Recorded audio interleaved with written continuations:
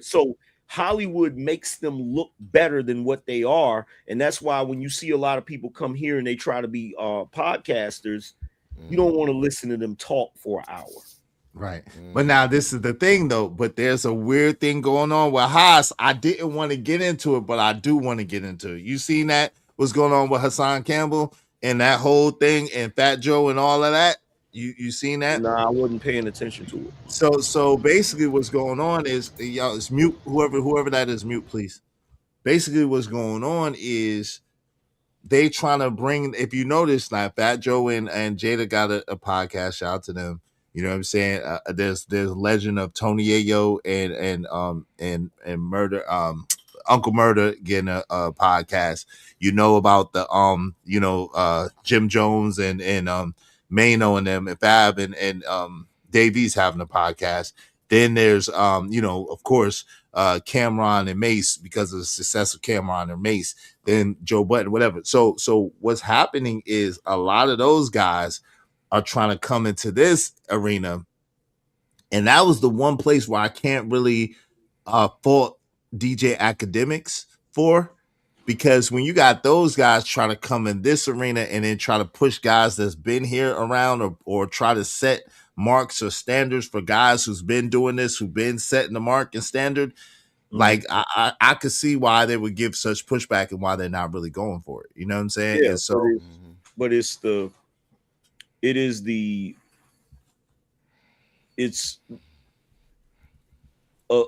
candle sometimes flickers violently right before it goes out. This is the legacy media's last hurrah. This is them trying to fight for there's a new wave of entertainment, a new wave of media, and this is them trying to find their place in it because the old thing they was doing doesn't work anymore.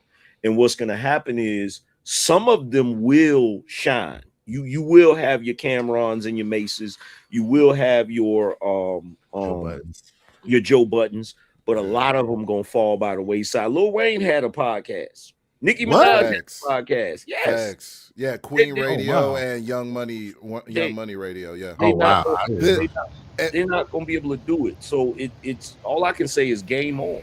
You feel me? As a matter of fact, to your point, Angry Man, I knew YouTube was going to be a big deal when all of legacy media started coming here. Yep. That's what the adpocalypse was about back in the day. A lot of y'all probably don't know what the adpocalypse was, but the fact that if you don't have YouTube Premium and you get 15 ads on this video right now that you're watching, that's because of the adpocalypse. When CNN, MSNBC, and all the other corporations, they used to downplay the internet. Oh, the internet's a fad. YouTube, it's not going to be around long. Da, da, da. And then slowly but surely, they had to come. They had to bow down. That's the same thing that happened with, that's the same thing that happened with rap music as a whole, though. We got to be honest. That's the same exact thing that happened. But then what happens is when this corporations start getting behind YouTubers and stuff like that, that's when the game changes, when we quote unquote sell out and start taking these dollars, and then our message has to change and our methods have to change. You see what I'm saying? Mm-hmm. Now there's an algorithm. Hey, I just want to say what y'all are talking about adds to why I picked those names and I want to see it, because we'll clearly see what's up when we see that. Well, look, I'm waiting on my check. Because I'm like Martin when old buddy was going, when they was going to the skybox. He said, I've been giving my friendship away for free for far too long. I'm waiting on my check, broski. Real talk. No, I think those names that you mentioned, I got called out on a Breakfast Club by Steve Harvey, DL Hughley, Taraji P. Henson, and our media company here reached out to them to have me come on their show, and Mark Lamont. Mm-hmm. Nope. You know what they do? Their producers will go and look at your channel, and they will see where you were about, and they'll probably, we don't want that because they know I will embarrass you. Yep. Yeah. That's what they know. Charlemagne has been embarrassed enough. Hold on real quick. What did they call you out for, though, MRM? Well, I went viral, like 80-some million views. some years ago, I'm the one to snowball parents speaking out at these school board meetings in regards to CRT and all that. Yeah. Like I got put on the domestic terror list and everything. I got the videos I can show y'all when I was going to do a TED talk and got put on a domestic terrorist list and a no-fly list by the Department of the Justice, Merrick Garland. Dang. That's crazy. Yeah. That's what I'm saying. So when you get put under a microscope like that, it becomes a whole different ballgame, because the thing is, I represent something that they just was not wanting to see come out. I wasn't trying to brag or nothing like that. I just got pissed off because my son at the time was a senior, and I was being told in the community that they're going to be teaching about critical race theory in the schools. So I was like, wait a minute, where? They was like, yeah, at your son's school. So they didn't even let us know that there was a school board meeting that was even going on, especially black parents. So I come to this school board meeting, right? Getting off of work, took a shower after hitting the gym, go to there, and next thing you know, these people are up talking about critical race theory and how we have to help the black people. It's our fault while they're there. You know, it's because of our inherent racism that the black people are so down. We have to reach out. Dude, I'm looking around. The only black person that was in there talking about black issues, there was not one black person but me. Wow. I was the only black person in there. See, I'm glad you're saying one of my this. points. Yeah. I remember seeing that. I'm glad you saying this, because people think I be capping when I say stuff like, they think I'm BSing when I say stuff like, yo, they don't want me on these bigger platforms. They think I be lying. It's the truth. When they see me talking the way I'm talking, they be like, nah, we don't want that. You know what they do to me, Ty? This is what they do to me. They talk trash to me in the comment section of my Instagram videos. That's what they do. Like, I got so many celebrities that's in my Instagram comment section going at me crazy. Black Hollywood can't stand me, bro. They cannot stand me, fam. Like, it's so many people that I used to like that as entertainers that just was in there going crazy. And I'm like, wow, I actually rocked with y'all. Like, right. That's up, bro. Yeah, you can't go into the spaces of someone like the likes of Steve Harvey or DL Hughley them and go there and completely destroy them, because it's going to make them look bad. And what happens is there's a psychological thing that goes on in a lot of people's brain, that because you got people like these celebrities, and I mean, a lot of us, you naturally do it, where you see people that are celebrities and you see them on TV, you see them in movies. So for some odd reason, your brain does this thing to you where it makes you feel like they know all, and they're very intelligent, they're very smart, because they are really good at being a great actor or being a great rapper. So your brain automatically assumes, well, with all that money, with all those surroundings, I'm pretty sure they got the best teachers, the best doctors, the best health, and all this. Your brain just instantly make you think that. And can then I ask you a get question about this with the actor it. thing? Because isn't everybody an actor? Because when you meet somebody, you're meeting their representative, not their real self, technically. Or am I tripping? No, there's a whole difference with Hollywood. With Hollywood, look, and social media has exposed it. You feel me? With Hollywood, you got all of these people. You looked at, see, back in the day before this, I don't know how old you are, but back in the day before all of this, we didn't get to see the real person. We just saw the facade of who they were, because back then celebrities you didn't know their political views. You didn't know what you didn't know any of that, right? So because of social media, they can come on and show you the real person. And so now you get to see what they really about. And it's crazy. It's really crushing for guys like me that came up in the 90s, because there's a lot of people that I rocked with that I thought was cool people. And now I see them on social media and I'm like, yo, you're a lunatic. Yeah, that's why I'm saying you meet their representative when you first meet somebody. I think everybody has that front, but that's what we learn from Hollywood, because that's what we see on TV, right? Or am I tripping? It's not meeting their representative. They create false personas to sell and to that's you. what that's what I mean. The representative. It's like, no, it's not even because a representative would be a representation of who they are. It's not even a representative. That's what I'm saying. It's an alternate persona that they created. Perfect example. Yes. Cardi B, right? The fact that her and Meg Thee Stallion made WAP, but she wants to hide her daughter from the song in an Instagram video. They're willing to sell you. It's just like hustling drugs back in the day. What's the third crack commandment from Biggie's song? Never get high on your own supply. They want to sell you that which they themselves don't partake in. Yeah. Yes. Yeah, because when you're talking about regular people and you say the person showing you their representative, that's just a person trying to give you the best version of themselves, right? They're just trying to hide the flaws and the things that would turn you off to them. With the actors, just like Omni is saying, they're creating a completely different person. This is the reason why who was it? Michael B. Jordan said that after he did the Black Panther movie, he said he had to go to therapy because what they do is they immerse themselves in that character. Good But ones. yeah, good people do that. But back in the day, even to this day, there's certain people that you could look at, like for instance, Denzel hasn't completely let me down. Because every time somebody asks Denzel his political viewpoints, he tell them that's none of your business. You know what I'm saying? He keeps it funky as far as that. Now he's done a couple of things that I think is a little questionable, but for the most part, Denzel is Denzel. You feel what I'm saying? Whereas you look at some other people and who they are on screen is completely different. Like for instance, Vin Diesel. Vin Diesel is not Toretto in no way, shape, or form, right? Uh, uh, Amari Hardwick, in my opinion, in real life is corny. He's not Ghost. He's not, the characters he portrays. He's not that. You feel what I'm saying? And a lot of them, they have this sort of liberal, far left leaning ideology because they can't exist in Hollywood if they don't. Right. They can't exist out there if they don't. You look at people like Mark Ruffalo and all of these dudes. Matter of fact, Dean Cain, right, used to play Superman. He's been on there's a podcast that he's on. He be on the panels and stuff, and he's a really conservative guy. And he's been giving his opinions about conservatism. They on social media now, they won't even acknowledge him as Superman anymore.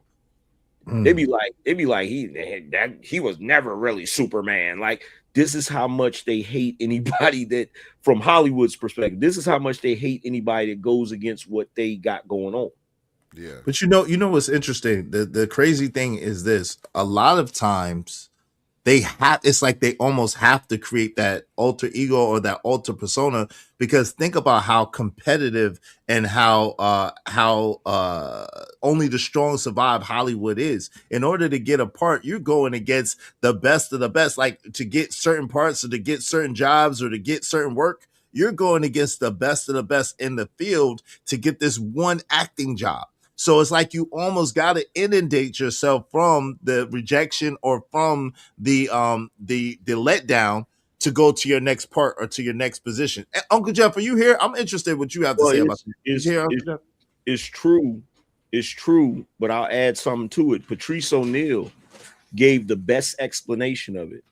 He said Hollywood is like a beast, and everybody is standing in line waiting to be devoured by it. And once they get devoured and shit it out, they get back in line to get devoured and shit it out again. He said that's what Hollywood is. He said the only person that was able to not have that happen to him was Charlie Sheen. He said Charlie Sheen gave the beast indigestion. He said, but everybody else, he said, but everybody else, they get shitted out, they get back in line to get devoured again. That's man, true. We only got one Patrice O'Neal. That's the crime. Rest in peace. That's the crime, dude. Yeah. And that's the thing I was gonna say, but I didn't want to go there because I felt like it would be really insulting. But Corey Holcomb was close. Corey Holcomb thinks he's who Patrice really is. Because it's close. It's close though. He's not quite as cerebral as Patrice was, but it's close. That's close. It's close because, but see, that's what Uncle Jeff was talking about when he said Corey has truth. It's just in the wrong hands. It with Patrice. Patrice was way more intellectual. Right. You feel me? Way more intellectual. Right. So that's the difference in my opinion. Patrice was a deeper dude. Shout out to Taste the Karma. A dope discussion, deserve dope donations. Hit the cash app, support the show. Thank y'all so much. Let's get back to this. This is definitely dope conversation. Let's see. That's why comedians pivot, because they do not want to have a conversation with niggas that's smarter than them. Because instead of you saying, let me learn something, because I was about to learn a nigga. Let me learn something. Let me learn you, nigga. I started quoting Emancipation Proclamation, talking about Abraham Lincoln and how he was Republican and the freedom of black people. 14th Amendment. I'm about to dig into this nigga. Like, oh, okay, well, we really about to get into some shit. You really want to talk now, huh? You really want to talk about the history of our party, the transatlantic slave trade, the truth about slavery, all of this shit. He don't want to dig into that shit. Y'all don't want to hear that shit. Y'all want to be pandered to. You want to tether yourself to the federal government so they can tell you what the fuck to do. We got all black cities, majority black cities, Memphis, Detroit. All of these cities is our cities, ran by us, the police chief, the superintendents, the people that run the public schools, the mayors, everything. And we got a less than 20% voter turnout rate. We letting everybody else tell us what to do in our own cities. Fuck the national election, nigga. You can control what happened right under your feet. Paying property taxes, letting Chicago rip y'all off and push y'all off y'all property. That's why they call it Crook County. Nigga, they got Brandon Johnson in there posturing for y'all, making y'all feel like you're doing something because you want a nigga that look like you instead of a nigga that's going to give you an opportunity to run up a bag so you can change the trajectory of your children's future. Can you pause real quick, Izzy? Family, fucking up your money, tethering you with all of these. Yeah, he going in. Damn. Yeah, hey, literally right now, Brandon Johnson puts out a thing with a group of his folks up in on Facebook, to not have Ty Smith, aka Modern Renaissance Man. Don't invite him to come in to speak to New York. Don't invite him to none of the after school programs. Don't invite him to the Boys and Girls Club. He has a Facebook thing with folks telling them that if this guy's supposed to come up there and speak, don't let him come because he is a danger to blackness, is what Brandon Johnson has up. But I've been doing it for years, though. Nobody's stopping me from going up there. They still invite me to come. But this is Brandon Johnson that has this out. Specifically you on, like, he's specifically me and a couple other folks, but it's definitely me. Wow. But I got a ton of family up here, so I mean, yeah, you from there. And Walt, you Willie waving the back, so I know you. And I just showed in real time last night when I was reviewing this conversation that they were having.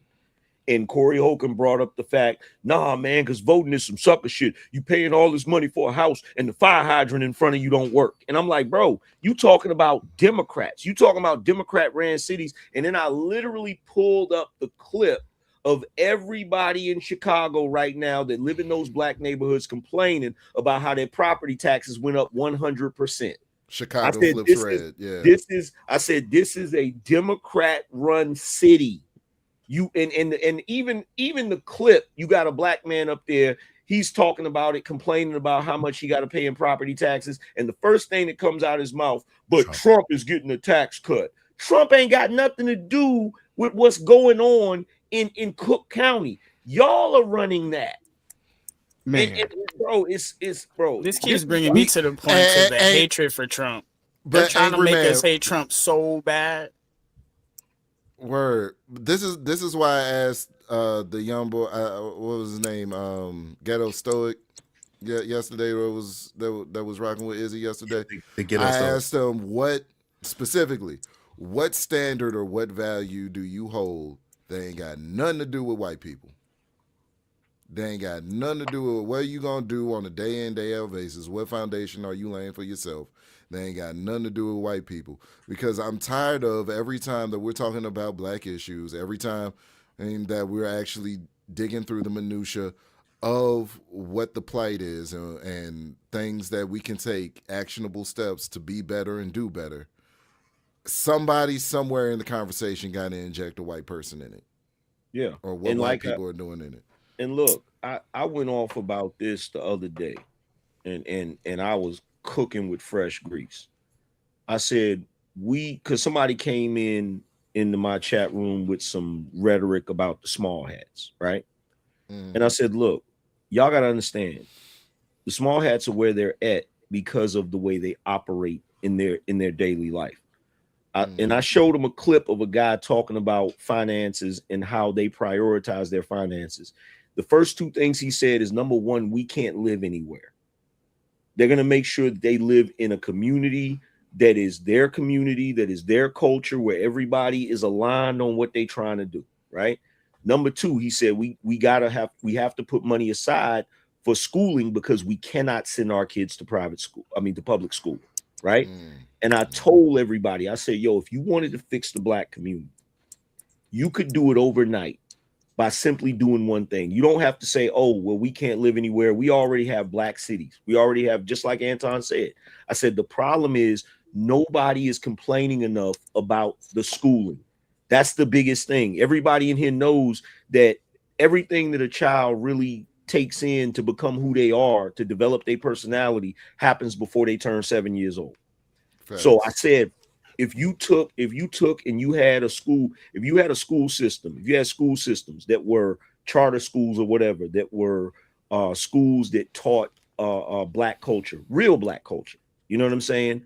Real black culture, real culture as it pertains to black people in America, you know, all of the regular stuff, but made sure that one, those kids wore uniforms to get rid of that goofy stuff when it comes to kids picking with each other about their clothes. In addition to that, you're teaching them stuff that they don't learn at the at public schools, and making sure that the classrooms are not overflowing. Less students in the classroom. You feel what I'm saying? The three things I said was this: uniforms, less students in each classroom, and more male teachers. I said you could literally change a lot with just that. But nobody, when we see all of these black people, you know, complaining and talking about the problems, they never address the schooling.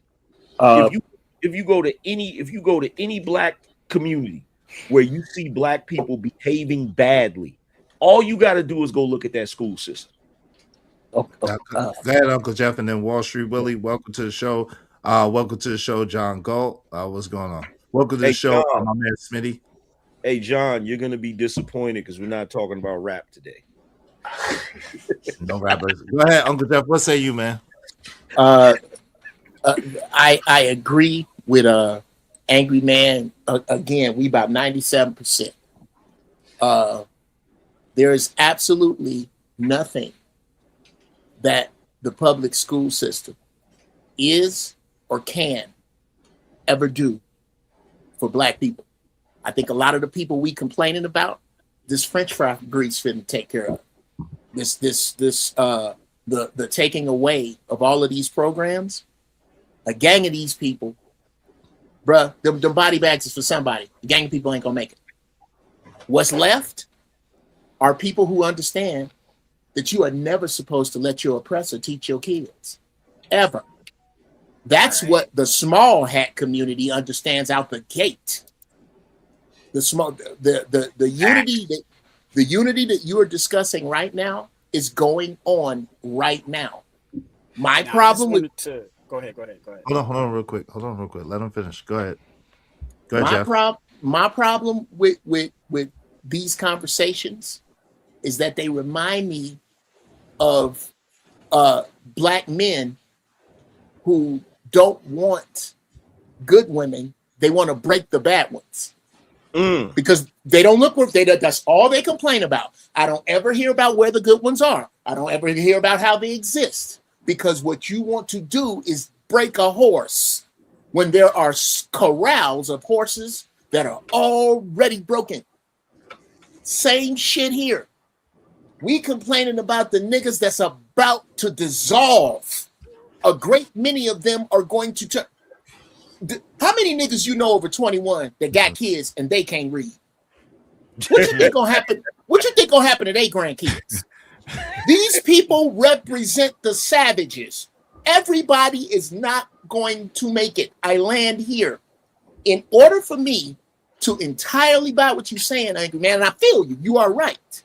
But that would mean that the Nation of Islam doesn't exist, that King Randall don't exist, that there are not people, that this problem is not going to be solved by anybody else other than people like on this panel. What needs to happen, real talk, Angry Man, you need to get 9 young boys and go, you niggas is going to read this book around your way. That's how to change. And you get 5 other dudes like you, and y'all get together on a Saturday and find some boys that's worth a fiddler's finger, the ones you ain't got to constantly convince, the ones who are looking for a way out, you provide it.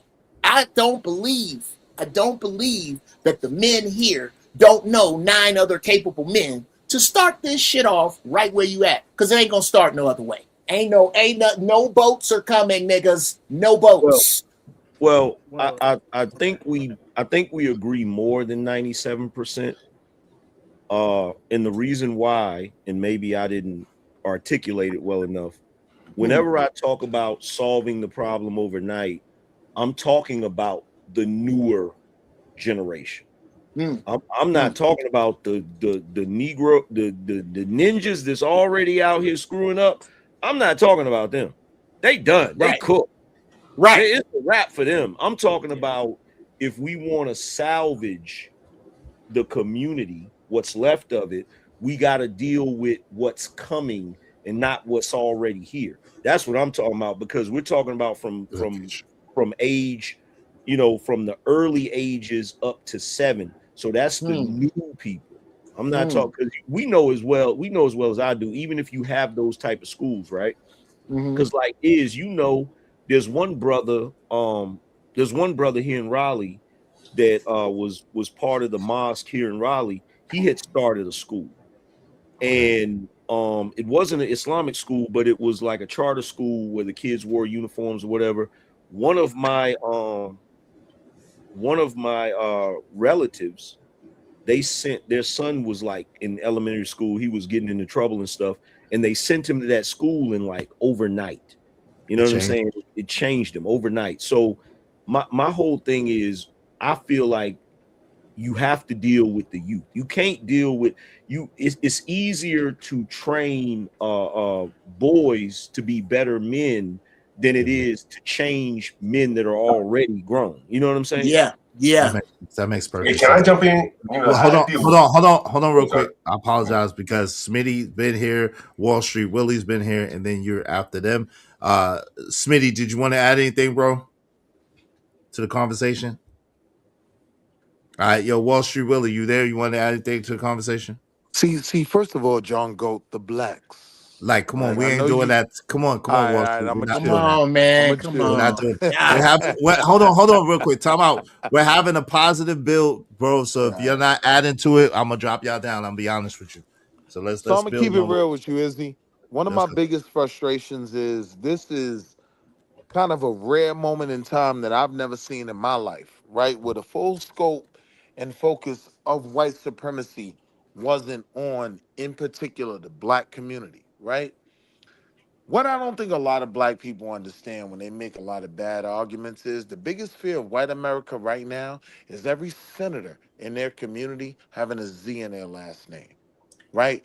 Dr. Claude Anderson talked about this. If you couldn't accomplish certain things as the primary minority, you'll never get them accomplished as the second minority. Unfortunately, I'm seeing us cross that threshold, right? But even in the midst of that, we have this beautiful time where everything about white supremacy isn't focused on us. And what have we done? We've spent our time, right, ready to fight each other. Corey and Anton, right? This is what we're doing in this rare moment where all the horrible things about America that those of us who know history know aren't solely focused on us. It gets so crazy to the point where we're actually out there marching for Somalis and Mexicans who have no love for us, right? I'm personally at a point where I'm very frustrated with us because I've been screaming from the rooftops, hey, black folk, white folk don't care about you no more. Focus on you, get to the bag, work together, make something happen collectively, Right. right? That's I, what we I doing right just get in now. this, I Yeah. just get in, Right. go ahead. Nah, go Who ahead. is That's us? Hold that's what on, we hold on. doing right Let now. let him land this plane. Hold on. Let him land this plane. Go ahead, Wall I Street. just get in this frustrated place where I see we're not focused on that, right? So on the one side, you'll have the angry mans of the world, like who a portion of his argument I completely agree with, right? Then you'll have the Bracy's of the world, right? Who, as much as I disagree with, there are portions of his argument I agree with. But the reality is there's no room for a moderate. right, in American politics, period, let alone black politics. We already know white folk get a cold, we get AIDS, right? So now all the polarization that we're seeing going on with them, where they're smoking beautiful white women. Well, she wasn't beautiful, but I'm saying a good liberal white woman, right? Hey, yo, chill, I'm wilding. Hey, yo, chill, don't pay me. Hold on, let me focus.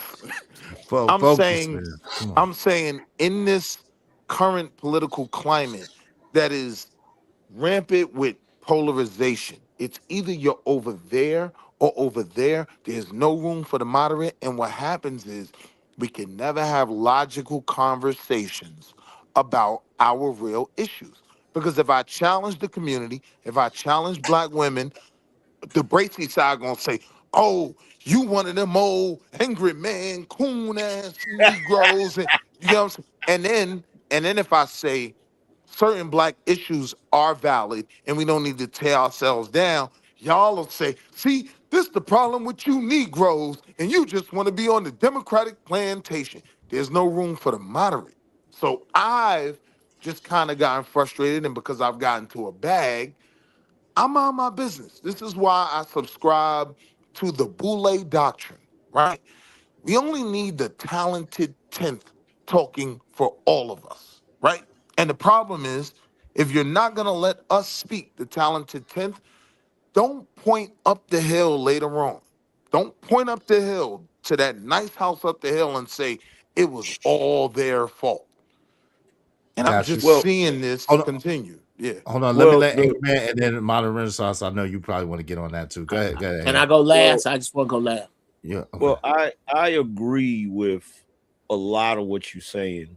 The only place where I kind of disagree is you're 100% right. It should be the top tier black folk speaking for black people, but the only problem is we have this concept of, you ain't no better than me concept, because when it comes to other groups, their top group determines what the rest of the group do, whether they like it or not. It's on some get down or lay down type shit. You feel me? Which is why you see what just happened with old girl. The liberal white women are a problem for America. They've already acknowledged this. And I'm not talking about us black folk. I'm talking about white people acknowledge this. There are white women and white men that saying the problem is liberal white women. Because Billy Hey, when it Burrow, comes, Angry Saturday Man. Night Live. Hey, Angry Man, yeah, I don't mean to cut you off. I'm adding to your bill, right? I look, went to go troll white people on Fox News about a white woman being shot by ICE. When I looked in the comment section, I said, Jesus Christ, they don't they going care. harder than me. They don't care. They don't care because they don't So I care get because your point. this is a moment in time where we need to really pay attention to something. Because when Becky or Karen gets out of line with what their group needs to do, they don't have no problem checking it. The problem with us is when Keisha get out of line, we want to try to negotiate. And that's why we end up in the situation we end up in. We can't be negotiating with her. And when we know we got to do certain things. So I agree with what you're saying. And when it comes to being moderate, in my opinion, there's certain things that we think we can do that in my opinion is a luxury that we can't afford. You feel me? You can be moderate when you run the show. When your group runs the show, you can be moderate and you can sit around debating on whether this, that, and the third. So I agree with you. There's no room for moderation. Drastic time call for drastic measures. And as much as I want to Hold on. disagree with you, I get your point. I No do. doubt. Hold on. Give me one moment. Give me one moment. All right. MRM, did you want to add on to that or Yeah, say yeah, yeah, anything? yeah. I get what he's saying as well. I just got a little bit of pushback in regards to when he said, we'll call out things that's going on amongst us. So the way I look at that is this: if my sons are growing up, if there was an issue that they know the rules and the regulations and the oracles that I taught them to do, if they go out and do something out of line, I'm getting ready to get at them. The minute they try to say, "But no, Dad," but then they were doing. No, I'm not talking about what they were doing. I'm Come talking on. about what you were doing. No, I know, but everybody, no. What did I tell you to do? No, I'm getting you. So my point is saying that is what people like to do is try to say, y'all always coming down on black people. Yeah, because my concern is not with white people. My concern is with us. So what I'm saying therefore is like in medicine, if I sat here right now, black folks, we got a high thing going on with us, high blood pressure, diabetes. Huh? Come on, Doc. Oh, yeah. If I say we got a thing going on amongst us that's high blood pressure and diabetes, if I call that out, why don't black people get pissed off at me about that? Why don't they get pissed off when I tell you medically we got a high thing going on in our community, high blood pressure and diabetes? Black people, okay, so what do I need to do? That's what we need to be asking. But what we're doing is that if somebody like Ingerman or any of us on this panel, the minute we call out something that's going on amongst us, somehow we've been taught subconsciously get pissed off, become defensive for calling out a, metaphorically speaking, medical issue, a social issue that's going on with us. But instead of going, okay, we recognize that, you right, what can we do to fix it? Instead, nigga, you ain't all that. You think because you went to med school and all that, you better than the rest of it. You think because that's what we get. So I get what you're saying as far as being that moderate. But at the same time, people got to be ready to receive if you're coming saying, I'm just calling out an issue. And the reason why I'm calling out the issue is not to come down on y'all. It's to put a light on it and shine it and say, look what's going on in the darkness. Now, this is what we need to do to fix it. Now, if you want to keep on going to the system or what you call the white man who's going to keep on pushing you pills so you can be a lifelong crackhead to them, then go ahead and do that. But if you want to come to somebody and say, no, let's get to the source of the problem. You're eating the wrong stuff. That's how you fix it. So I'm saying it in a metaphorical way, but I'm coming from a medical background because that's what I do. And the last thing I want to leave at this too is that the reason why some people do this is because they really don't want the problem fixed. I have patients. They love having the problem. They love it. I hear patients compete, they compete amongst each other. Well, I have people that are sitting, they'll sit in the lobby, right? They'll sit in the lobby. Yeah.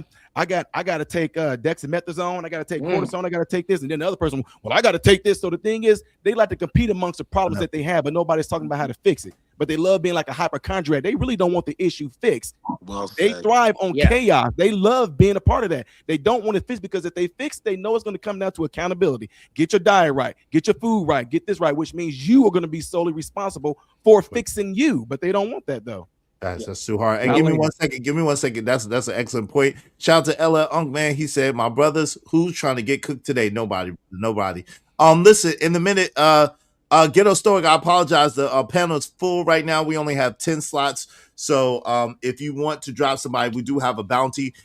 If you want to take a spot, but listen, except for Angerman or MRM or Angerman and MRM right now. Now, listen, if y'all want your comments highlighted in red, do so through the super chat or through the Cash App. We have a full panel trying to get to everybody, let them speak. So if you want your comments highlighted in red, do so through the super chat or through the Cash App. I appreciate you. Go ahead, Uncle Jeff, you got it. And then after that, let me see. I apologize. John Galt, and then Cell is after that. Go ahead, Jeff, you got it. You went back to Jeff. You skipped me, man. No, hold on. Hold on, John Go. I didn't skip you. What happened was he was replying to a specific thing that Wall Street Willie said, and I'm gonna give you a chance to make your own point. Go ahead.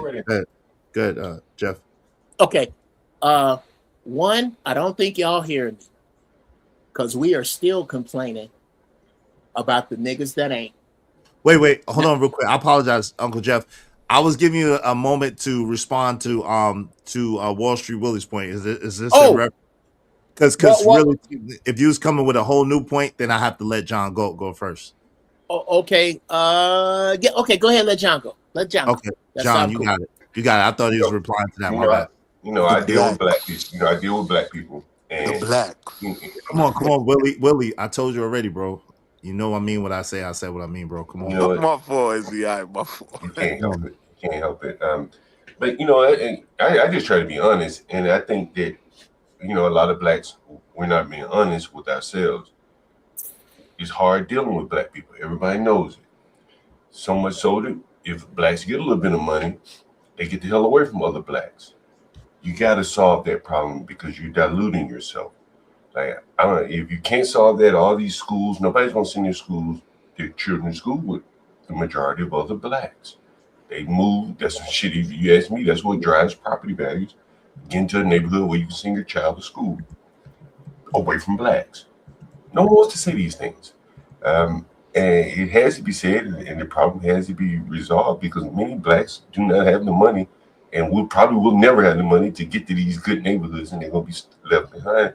And maybe there's some good ones left behind, and it's very unfair to them that we can't solve the problem. Maybe we need to put some of these bad blacks out of school. Just be honest. Like, hey man, you causing so much damn trouble in school. Just put you out. I don't know what the solution is. But I know I see a lot of blacks going poor, trying to move to more affluent neighborhoods, putting their kids in private school, whatever the case may be. That's not the solution to me. Interesting. Now hold on. Wait, hold on, Willie. Hold on, real quick, Willie. Come on, man. Willie. You know I'm ready to cook the blacks. Okay. Well, hold on. If you could retort to his point, just keep it to the point. Wanted to. Keep it to the point. So he was kind of speaking to a man like myself, right? That has moved from Harlem into a beautiful neighborhood where I have an elevated deck in the back of my house. My question to you is, what is wrong with me gentrifying white neighborhoods? You ever thought about it like that? I'm trying to bring every Negro that I know from Harlem that ever went to the skate key with me to where I am. So while you make it like, oh, and the blacks want to move to white neighborhoods to do better. No, we just want better school systems for our kids. We want better amenities. There's nothing wrong with that, right? It doesn't seem like you have a problem with whites gentrifying black neighborhoods. Now, for me, seems like they're going backwards. They're going where I'm leaving. But why do you never view it as me gentrifying a white neighborhood? You ever thought about that? Wait, let him answer you. Go ahead, John. Go. You can answer. Well, first off, if you read like the history of Harlem, I live in New York part time. Those areas were white before they were black. They going back and forth. Those areas, those brownstones up on like 145th and all those areas, they were not built for black people. Let's be honest. Right? Some of those houses, just the masonry and the quality of work, it was not built for blacks. So, if you want to keep going all the way back, you'll find that the houses were really built for white people. Hell, where I live in the ghetto right now. These houses were not built for black people. White people used to live here. They were built by white people, right? 100 years ago. Blacks would come along. Now they turn into a ghetto and made it affordable for some black people like myself. But where the white people want to live and where the blacks want to send their children, where Obama sent his children, is nowhere around here. He sent his children to school with the whites, where it costs $50,000, $60,000 a year. He didn't want to send his children to school in Southeast DC. Why not? He talks all that black stuff. Why he didn't want to send his children to school in Southeast? They just like his children, aren't they? What's the difference? Your neighborhood, sir. Okay. So, my children aren't in school over here, so I ain't the problem. It's the children over here that he did not want to send his kids to school with, right? But no one would ask him why. Why didn't you send your kids to school with the blacks in DC? A million times. So there are black men that are building things, right? Okay. We're going to different neighborhoods, right? How you try to demonize us for wanting better. Why don't you view that? Because you ran from the question, right? Gentrification is going on right in your community. That's why you're slumlord renting those one-bedroom apartments to the people you're renting them to, right? But white people are going backwards. They're about to kick you out, right? Why do you not view what I'm doing as me gentrifying a white neighborhood? Well, one could reasonably ask you, Willie, why did you leave Harlem? Wait, no. Hold on. No. We're not doing that. There's too many people on the panel to do that. He asked you a direct question. If you're not willing to answer his direct question, answer. What's your question again, Willie? I gotta pass the mic. What's your question again, Willie? Why, when you preface what the blacks are doing, right? Why don't you preface it as me, as the black you talking about, that's moved out of Harlem into a community where now I own a home, where me, my mama, my granddaddy, everybody was renting, right? Why don't you view that as progress? Us gentrifying a neighborhood, us building something. Why do you only view it as... Well, I'm about to answer your question. Go ahead. I lived in New York a long time, right? Still have a house there. And all I hear is the blacks are complaining about gentrification in Harlem. They're complaining about the whites coming in. You left, right? You could have bought a house in Harlem, presumably, but you went somewhere else and bought one. But the blacks in Harlem, they're complaining about the white landlords and gentrification and rent prices. Why didn't you stay there and just Wait. buy a So house? you okay? So time out. So you're just not gonna answer that question? I mean, Okay. I don't know what his question is. No. Hold on. Never does, Izzy. Time out. I I've got been you. asking him I this for got months. you. I got you, Wall Street. I got you. So the question is quite simply, why don't you view it the other way around when he moves to a predominantly white neighborhood and he's bringing his family and his friends with him to that neighborhood? Is that simple? Okay, all right. Here's the question. Okay, here's my answer. First off, you're not bringing your friends and your family. You can't afford to do that. You might bring one. You might bring one. You might bring one friend, but you're not buying houses for your friends and family to go gentrify Westchester. You going by yourself. Maybe you're trying to convince somebody to move out there with you and bring their family, but you're not buying some big plantation and all y'all are just living on one big estate. That's not what's happening. Maybe you're convincing them. But So most is that people why? don't just move. Go ahead, Jim. So let's Okay. make it succinct. Hold on real quick, Anger Man. You got it next. Let's make it succinct. So basically the answer is you don't think that he's moving enough people in those neighborhoods to count as gentrification. Got it. Go ahead, Anger Man. What say Of you? course not. Okay, so what he said kind of was targeted at what I said also. Number one, education is the solution. I'm not talking about black people using their money to create a bunch of private schools nationwide. Black people lobby for everything that they want. Black people freaking complain until they get certain things that they want. The problem is priorities. The problem is priorities, right? There is nothing in this country of material that black people have not been able to attain. Okay? Every single thing that white people have been able to do in this country at this point, materially, as far as material, black people have been able to do. They've been able to buy Bentleys, they've been able to buy freaking yachts, they've been able to buy nice houses, they've been able to buy all of these different things. So we don't have a problem as far as making money. We don't have that problem, right? Black people are making more money now than they've ever made in the history of this country. The problem is priorities. The problem is when we have these black cities where we have people that are councilmen, we have people that are mayors, we have people that are in the local government. They are not complaining enough or pushing the issue enough about schools. They're just not. You don't have to have a private school. You could have a magnet school. You could have a charter school. The problem is we do not prioritize education like that. There was one point where we prioritized secondary education. Back in the day, everybody wanted to go to college. The problem is we're not prioritizing early education. If we prioritize early education, the other problems would fix themselves. As far as what you're referencing is black people don't want to deal with other black people because they're difficult to get along with. That's facts. Black people are difficult to get along with, but it comes from education.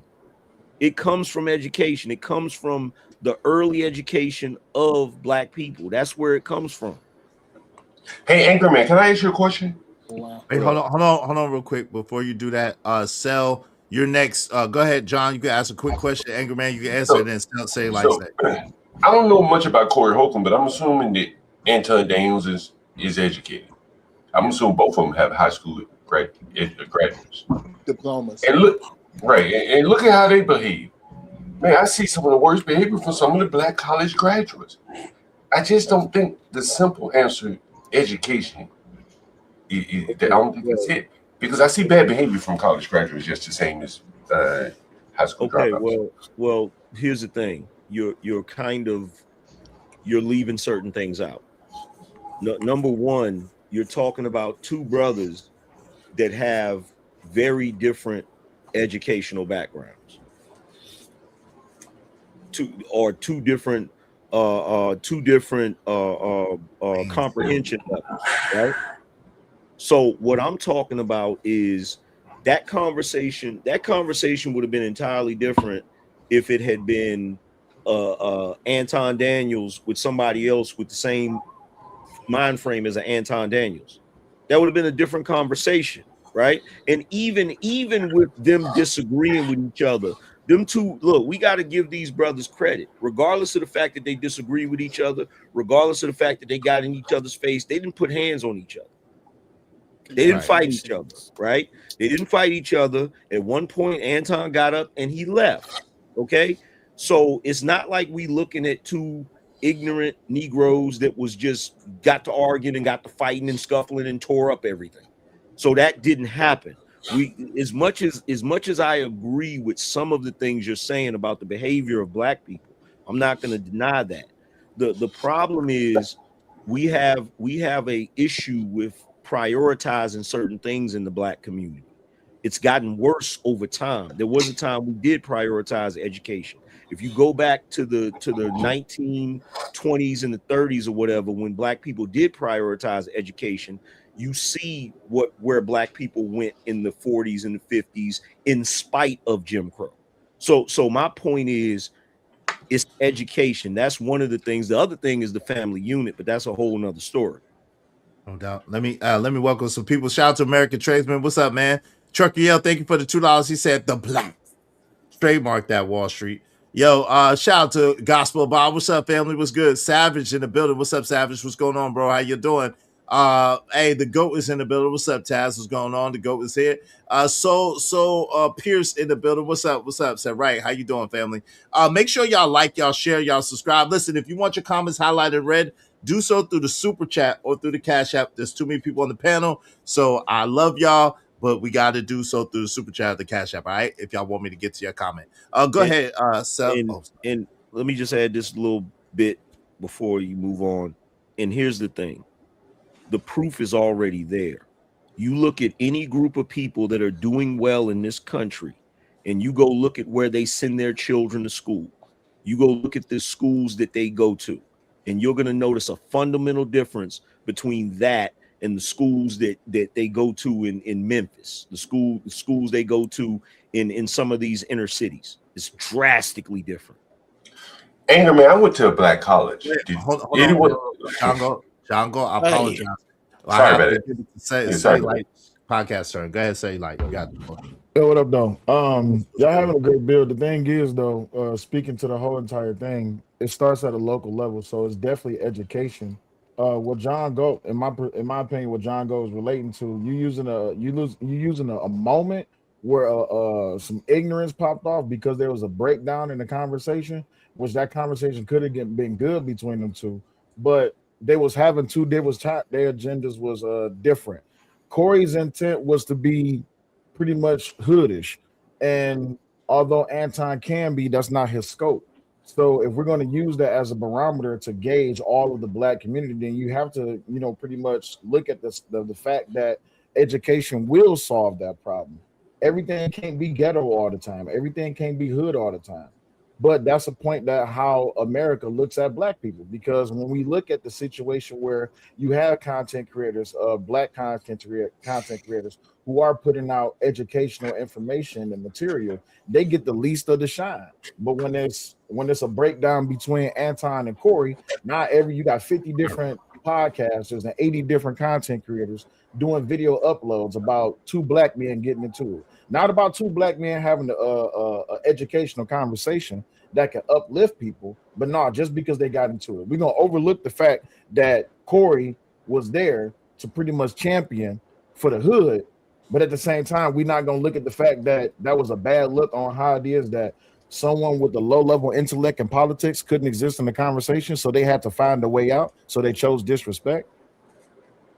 Hey, listen, well, I want to add to that, man. One thing I wanted to give Anton credit for, and I want to get back to this Anton video. I don't know if anybody else caught this, but Anton is using this as a way to push forth the agenda that he was pushing forth all along. He's using this to have a megaphone and really go forth with the message. I don't know if anybody else caught that. So shout out to Anton and shout out to him kind of pivoting it and staying to the message that he was trying to push forward. What do y'all think about that? What do y'all see in that particular round? Definitely, it's an opportunity to get the message out there, because you look at the situation like this. That's Anton's whole, like this. That's what he stuck to from the moment he was there until it became disrespectful. But it just proves the point. If you're going to bring up politics, don't step into it. I can't bring up the medical field to MRM and say that I know more than him. And that man's not only is he college educated, that's his job, that's his career. But then if I'm going to disrespect MRM and say that, oh, you don't know more than me because I'm in the hood, it's just like what they got to do with anything.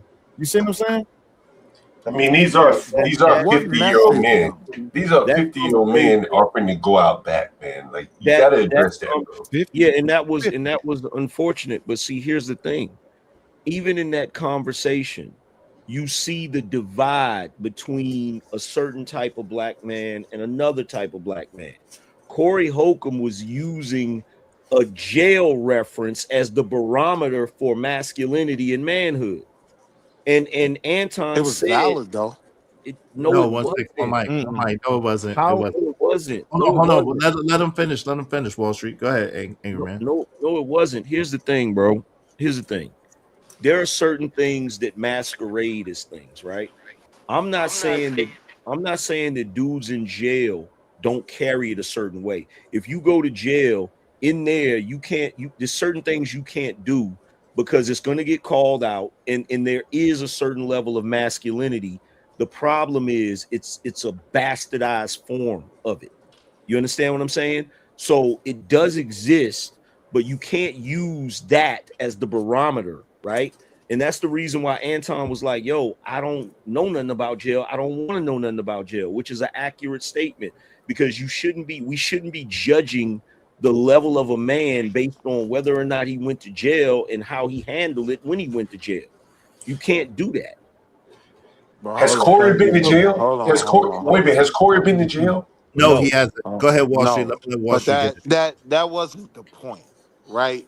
What Corey asked him specifically was, "Have you ever been around dudes that's been in jail?" Now, Right. That was a I'm lie. not, He I'm lied. not championing, I'm not being a champion of jail in any way, right? But I will say it did play a part in developing my masculinity, right? And one thing you know is respect is everything, right? So for me, the reason why Antoine Daniels completely lost that for me, right, is because you claim the higher ground. So you never should have came down to that level, right? Like it makes sense that that's where Corey's gonna deal with you because people get punched in the face on this platform, right? So that's in his sphere, right? But now you want to play tough, you want to come down to this level, but you really not like that. All of that, let's go in the back and all of that.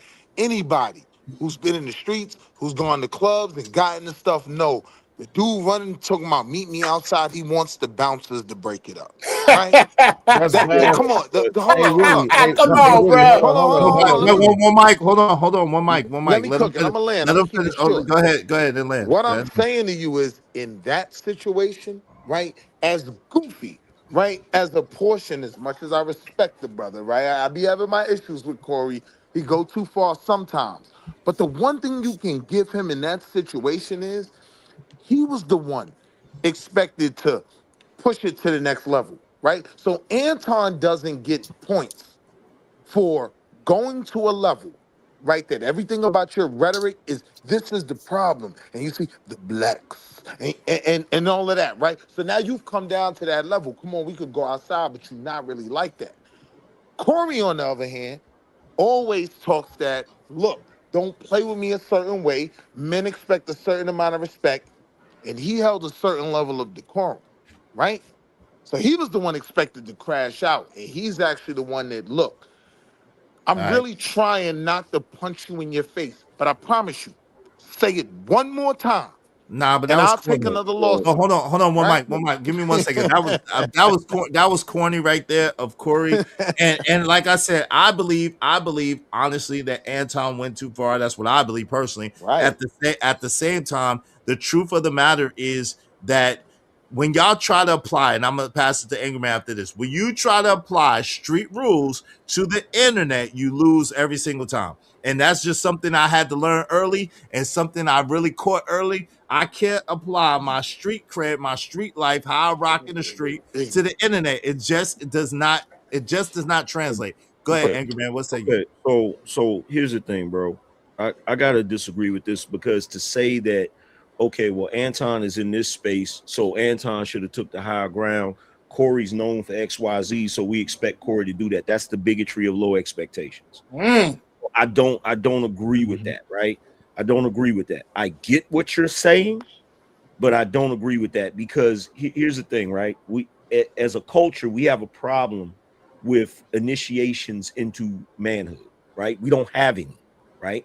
And the initiations that we do have, they come later in life and they are a bastardized form of it, right? So it's kind of like when somebody breaks their leg or whatever and it's not set right and it still heals, but it heals incorrectly. This is what's going on. Like It's not that rite of passage. I'm with you. yeah, our forms of rite of passage, unfortunately, is going to jail or prison, going to the military, or having a kid, right? The problem is we were supposed to already have that rite of passage. We were supposed to already have that initiation into manhood before we messed up and went to jail, or before we decided to go to the military, or before we had a kid.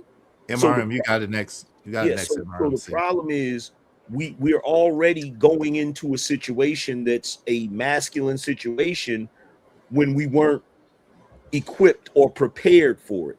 So we're not developing properly. We're developing, and I'm not going to take away. Look, I've been arrested before, and I know dudes in jail, they don't play like that, right? And the reason why they don't play like that is because of the environment. You know, you feel me? You don't have no Respect choice. is everything, right? You gotta deal with each other because you in there. You feel what I'm saying? So I get that.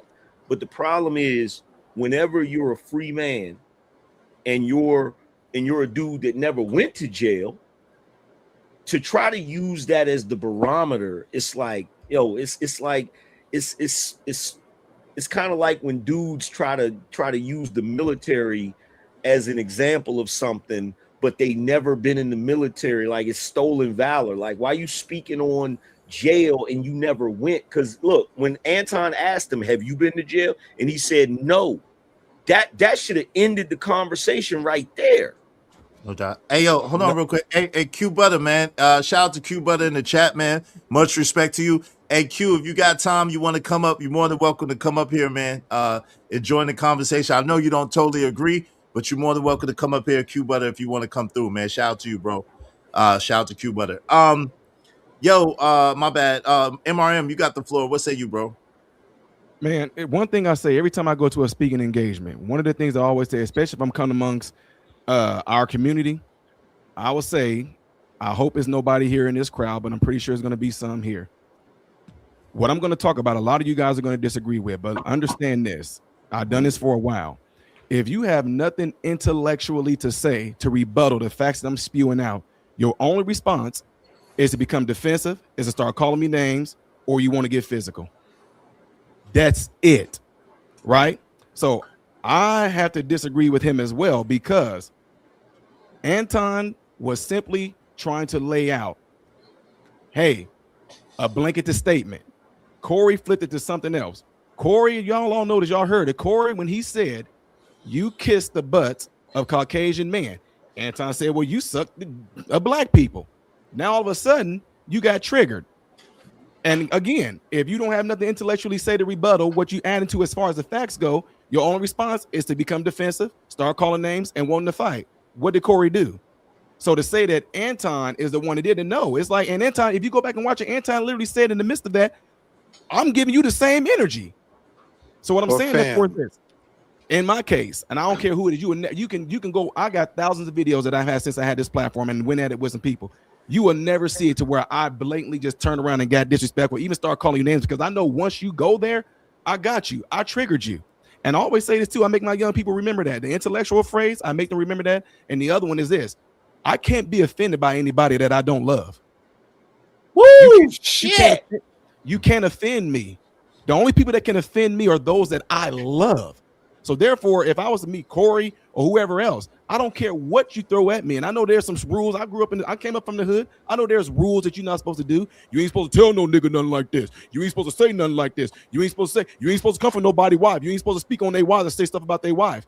But since I know that you may do that to try to trigger me, I'm not gonna let you win. I'm not gonna let you get that. So even if you do, that's why your wife or that's why this. Try again. Come on, try again. What else? Come on. Coon, tap dancing. Go ahead, keep on trying. And when they know that they can't get you, that's when they get pissed off and want to come to blows. But at last, I'm gonna leave it at this. I'm not the baddest dude in the world. I'm not the toughest dude in the world. But most people that come to my speed engagement, I'll let them know. Let's keep this cordial, but understand this. Call me names, do all that. Just please don't touch me.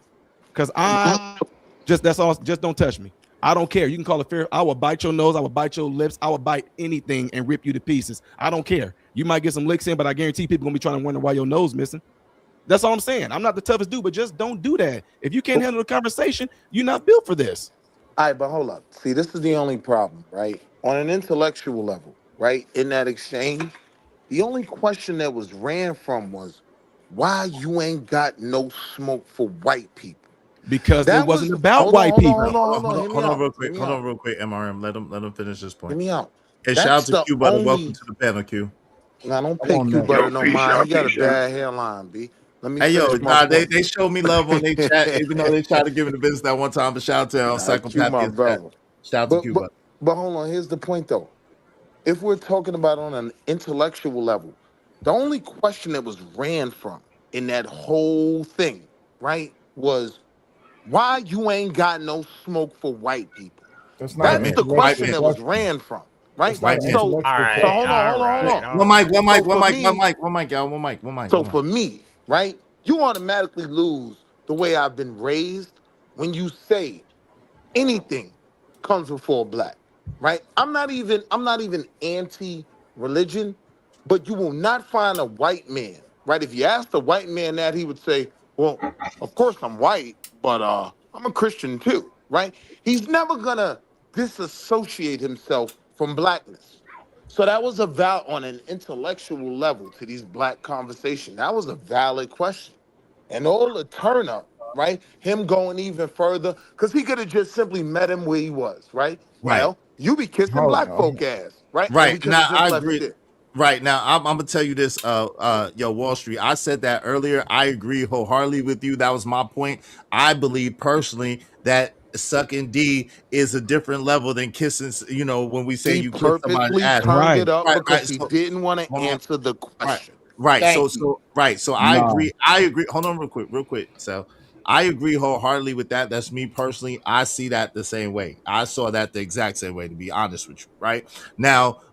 Sel, what say you trying to get in there? What say you? That was not no intellectual question whatsoever. What that was he was trying to check the temperature of Anton's blackness. He was trying to validate Anton's blackness. He was challenging how much loyalty that Anton had to the black community. You don't ask a racially driven question and try to count it as intellectual. That's not intellectual. I can't sit up here and say that you're not a part of us because you won't question white people and say that that's going to gauge the level of your IQ. That's nowhere near intellectual. What Corey was trying to do was in that moment, because we all know that Anton didn't win at white people. Period. Plenty of times. He had a whole show where he completely roasted white people. So for Corey to even bring that up, one, that lets you know that one, he's not researched on Anton, and two, apparently you're not researched on how black conservative men move. And I said this before, I'll say it again. There's a political hierarchy when it comes to the liberal Democratic Party in the black community. It's white liberal women at the top. They love them the most. Then behind them is black liberal women. Up behind them is black liberal men, and behind them is white liberal men. So what Corey was trying to do was he was trying to call in a question, because what Corey needed was for Anton to validate liberal black democratic niggas to be above white men. That's not Anton's job to do. If you feel like you need to be above white men, then go perform and be better than white men. But I'm not here. You can't check my black card by saying that, oh, I need to say something about white men to you. Who is you? You're not nothing. You're not nothing. Hold on, Wall Street. Go ahead. The thing is, Wall Street, and also You can't gauge someone based off of this barometer of, oh, well, jail this, jail that. We're glorifying and promoting a culture that literally put us in the position to where we can't even grow. You can go into jail and you can get knowledge. Guess what? You can get knowledge on the street. You can get knowledge in school. You can get knowledge at your job. You can get culture all within the world. You don't need to be in jail to do that. You can become a man outside the bars. But yet and still, in the black community, we glorify the bars like it. That's what make us hard. We got you. Let me let Wall Street respond briefly, Wall Street, and then let me let Q Butter get in there, and then we're gonna open it up to everybody. Go ahead, Wall Street, briefly. I wasn't done. I wasn't done yet. Come on, bro. I know you good. It was about the ass kissing part and the D part. Well, let him go. All right, go ahead. So the ass kissing part, right? Some people say that that Anton saying, the part about polishing pipe, that was worse than what Corey said about kissing the white man's behind. My thing is this though: when you're challenging someone's blackness to say that they're kissing a white man's behind, that's another form of calling him a coon. That's another form of this whole light skin versus dark skin thing. It's trying to put Anton in a category or a class to say that he's more than willing to tap dance for white people, but not do the same for black people. And that's what Corey was doing, and that's why it was off center. All right, go ahead, Wall Street. You got it. So here's the problem, right? Like there are certain things you can say. Like to the term coon, Q Butter called me a coon twice a month when I get off track, right? That I don't take that as disrespect, especially when it comes from my brother, right? Let's not misclassify the whole jail portion of it. All he is saying is, if you are black, 9 times out of 10, right? If you're from a black community, right? The ghettos, as we would call it, you've had some interaction with people that have done time. The one thing they will teach you is certain things you don't say to another man. You could tell me kiss your ass. You could tell me I'm a coon. You could tell me I'm a monkey. A white man may be able to, nah. I would set it on the white man for that. But I'm saying the one thing you can't say to me, brother, is to put me in no approximation to me. It's baby oil you out here in these streets. Don't play with me with that term. You dig what I'm saying? So I think Antoine purposely turned it up. Now, I'm not against that if you're willing to crash all the way out. You know, at a certain point, when you're going to meet somebody where they at, you got to punch them in the face. If not, if you wanna reserve the high road, stay on the high road, right?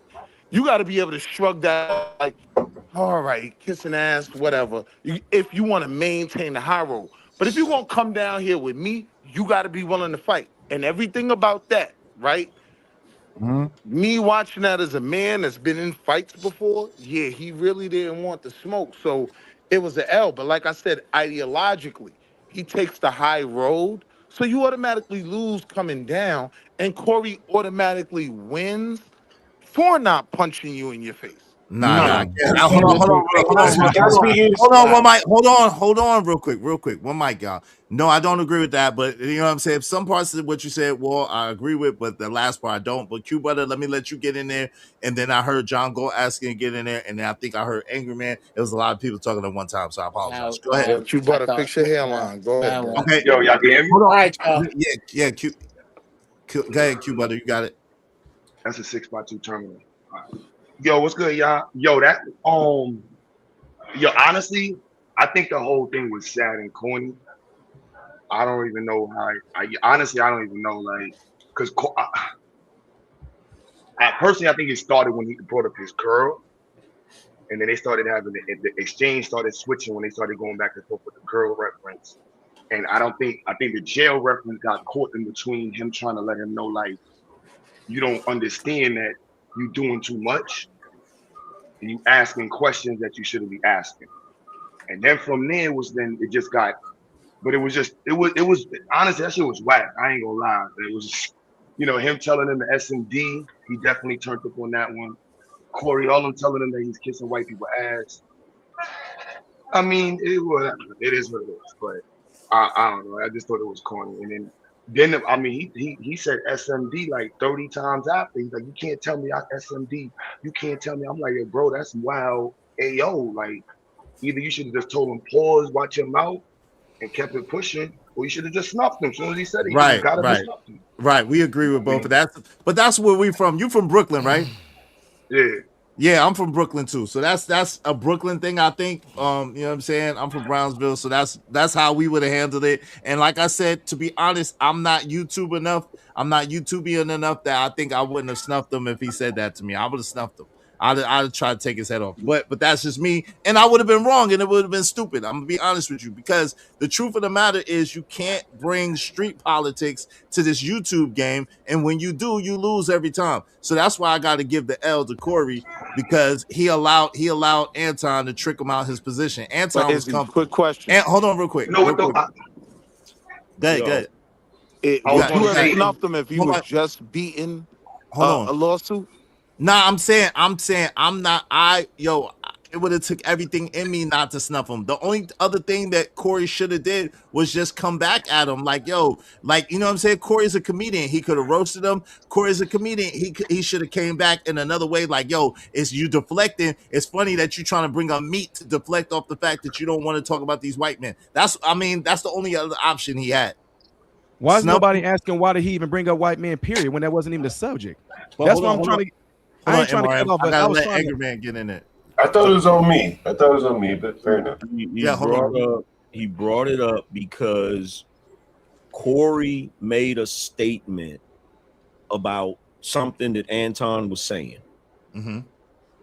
And he was trying to say that Anton was including everybody in his statement. And Anton said, no, I'm not saying everybody. That's just like there's people out here that can say all black people are dumb. That don't make, but before he could say that don't make it so, Corey's like, see what I mean? Why don't you use white people as the example? Why don't you say people can say that all white people are dumb? And that's when it went into the whole thing about why you don't never call out white people and stuff like that. It was a goofy tactic, right? That everybody acts like was innocent. It wasn't innocent. He did that on purpose because he didn't have nothing for whatever Anton was saying, right? And But Angry Man, Angry not to Man. cut you off real quick. I promise you not to cut you off real quick. Just let me say this real quick. And Angry Man, before that, Corey is the one that brought up the thing about black people. He said, because if you get pulled over and you get shot, nothing get done. And that's when Anton started going on that part right there. So he's the one that actually brought up the black. And when Anton's getting ready to give him the facts of the blacks, he switched it. Why aren't you saying about white people? It's like he knew he's about to come with it, and he's Yo, when Angry Man done, I want to be able to speak, right? He was straw manning the argument because he was out of his Hold on. One depth. second. Hold on. Wall Street. 1 second. Let Angry Man finish. Then let me let John go get in there, and then we're gonna open up Wall Street, and we're gonna open up for everybody. It's a lot of people up here, so bear with me, y'all. I'm trying to work it out. Go ahead, AM. You got it. But here's the thing. I'm not saying the other part that I gotta keep harping on. I'm not saying that telling another man to suck your new you know what is not insulting. The problem is I don't know about the rest of y'all, but being brought up in the household that I was brought up in, around the black men that I was around, knowing the entire history of black people, you feel me, and being former fruit of Islam, you telling me I kiss Caucasian ass is worthy of me snapping out, bro. I don't know why y'all don't agree with this. It doesn't make sense to me. It's different than you just saying, man, kiss my ass. You said he's kissing Caucasian ass, bro. That's But a here's the whole thing. different level. But Angry Man, this is a conversation between two black Wall men that I got had you, Wall Street. Give me a second. I apologize, man. Let me fault. let me let John get in here, and then I got you. You next, and then Q Butter wanted to finish, and then we could go back and forth. Go ahead, because I know this Relax. now. This is the thing. This is a dynamic. Hey, listen, if y'all ain't hit the like button for this, I don't know what y'all doing. We got heavy hitters. We got Angry Man. We got MRM. We got Q Butter, Say Light Podcast, myself, Wall Street Willie, Dagon Omni. Man, we got everybody out there. My man, my newfound friend, the Ghetto Stoic, man. And Will, come on, man. Y'all need to hit the like button, hit the share button, subscribe, and support this show, man. And listen, this is calm. I don't know how long it's gonna stay like this, but this is calm, man. Shout out to the grace and mercy of God. But go ahead, John Gold, you got it, and then we're gonna go I through. think what we're seeing here is the dichotomy in Black America. You got Wall Street Willie who makes a compelling argument on his side. You got Angry Man who makes a compelling argument on his side. And this is what I'm saying. Like I deal with the Wall Street Willies and the Angry Men in my business. They're incompatible. I can't even put them in the same houses with each other. Trust me on that. And so now they meet in a public space like YouTube. It wasn't a surprise to me that it went sideways. Because what you have is Wall Street Willie and an Angry Man up on the panel. They're seeing things totally different. They're both black. They're both maybe aligned against the white man. But down on the street, like where I am, like, bro, these people are in different worlds. They're just as different as black and white. That's why Wall Street Willie comes at it from one perspective. Angry Man and you come at it from another perspective. Neither one of you I'm not saying you're right or wrong. I'm saying that you're looking at it from different lenses. And that's what we're seeing here. I'm a landlord. I see this shit all day. Trying to blend blacks, whites, professional blacks with working class blacks. All this shit, there's a lot of conflicts there. Down on the level that you guys never see, never talk about. You think everything's hunky-dory between you guys. But Wall Street Willie and the Angry Man can't live together. Just like they having this conflict here about the Anton and Wall Street is siding with Corey. Angry Man is siding with Anton. These are irreconcilable differences. Trust me on that. I'm the landlord to these niggas. Divorce. That's a straight divorce. All right, so hold up. Number one, you don't deal with Wall Street Willies because I don't rent rooms, right? I own a home. So hold on, here's my point, right? Me and Angry Man could disagree on a lot. We'll find places where we agree. We could smoke cigars together and chill. So no, I don't subscribe to what you're saying, right? What I'm saying is, in this conversation between these two black men that had a pretext, it was a build-up to this conversation. If you listen to them, yeah, we needed to have this conversation. So they understood the differences in opinion. Now I'm gonna land here real short. In a world where I watched a lot of conservative Negroes wear red hats, right? And I can't find one nigga with a bad hairline nowhere in the MAGA administration. It is a fair question to ask, why are you kissing the white man's ass? In my opinion, that's a question for me that did need to be asked, right? You're wearing this hat, you're subscribing to these things, and these people letting you know ain't no room in the inn. You're not welcome over here, right? Tim Scott is the greatest coon in all of coonery. He didn't even get a spot in the MAGA administration. So to ask why you're kissing these people's ass, right? For absolutely nothing, that was a fair question to ask. Yeah, Well, that same measure can be said about hold why it on, is hold on, that real quick, black men Sal. supported the. Hold on, Sal. Because it's Q Butter's turn. But I mean, yeah, I let me just say this real quick, because I know Angry Man yourself and maybe even MRM want to get in this. Listen, I just don't think and Q Butter, I was having sort of this conversation over there on Psychopathia. Shout out to him. I don't know if you remember that a little while back. I came over there and I chopped it up with y'all, right? The thing is this, right? That was a good night. Yeah, shout out to you, Walsh. You know, we're familiar with each other, but that was the first time I ever was on a panel with Q Butter, right? But this is the thing, Q Butter, and I want to pass this to you. And this is why I was trying to get you to understand the other time, right? Just because you are a so-called conservative, as a black person, so-called black person in America, does not mean that you're a coon. And I think the problem is a lot of times that's associated with being a coon, when a lot of times the conservatives, the brothers that are conservatives, just have traditional viewpoints and traditional mindset, which the truth of the matter is that's where we started from, right? That's where Big Mom and them and Papa and them and all our elders and ancestors, that's where they started from more of a traditional a conservative perspective and viewpoint, so to speak. Now, I know that you have some different viewpoints on that, and I'm gonna let you speak on it, and then I'm gonna let Angry Man, MRM, and Cell get in on it because I know they got other perspectives, and we could go back and forth. What say you, Q Butter, on that? I learned a lot off of YouTube about my people. You know what I mean? Just the diversity in how we express ourselves and how we understand our plight in the country with each other. Yeah, this easy to throw the coon out. You know what I mean? Like it's this perspectives. I understand what John was saying. There's a spectrum to which we understand blackness in the country and how black people. Because if you go back to I was just watching the interview again. Like it was up.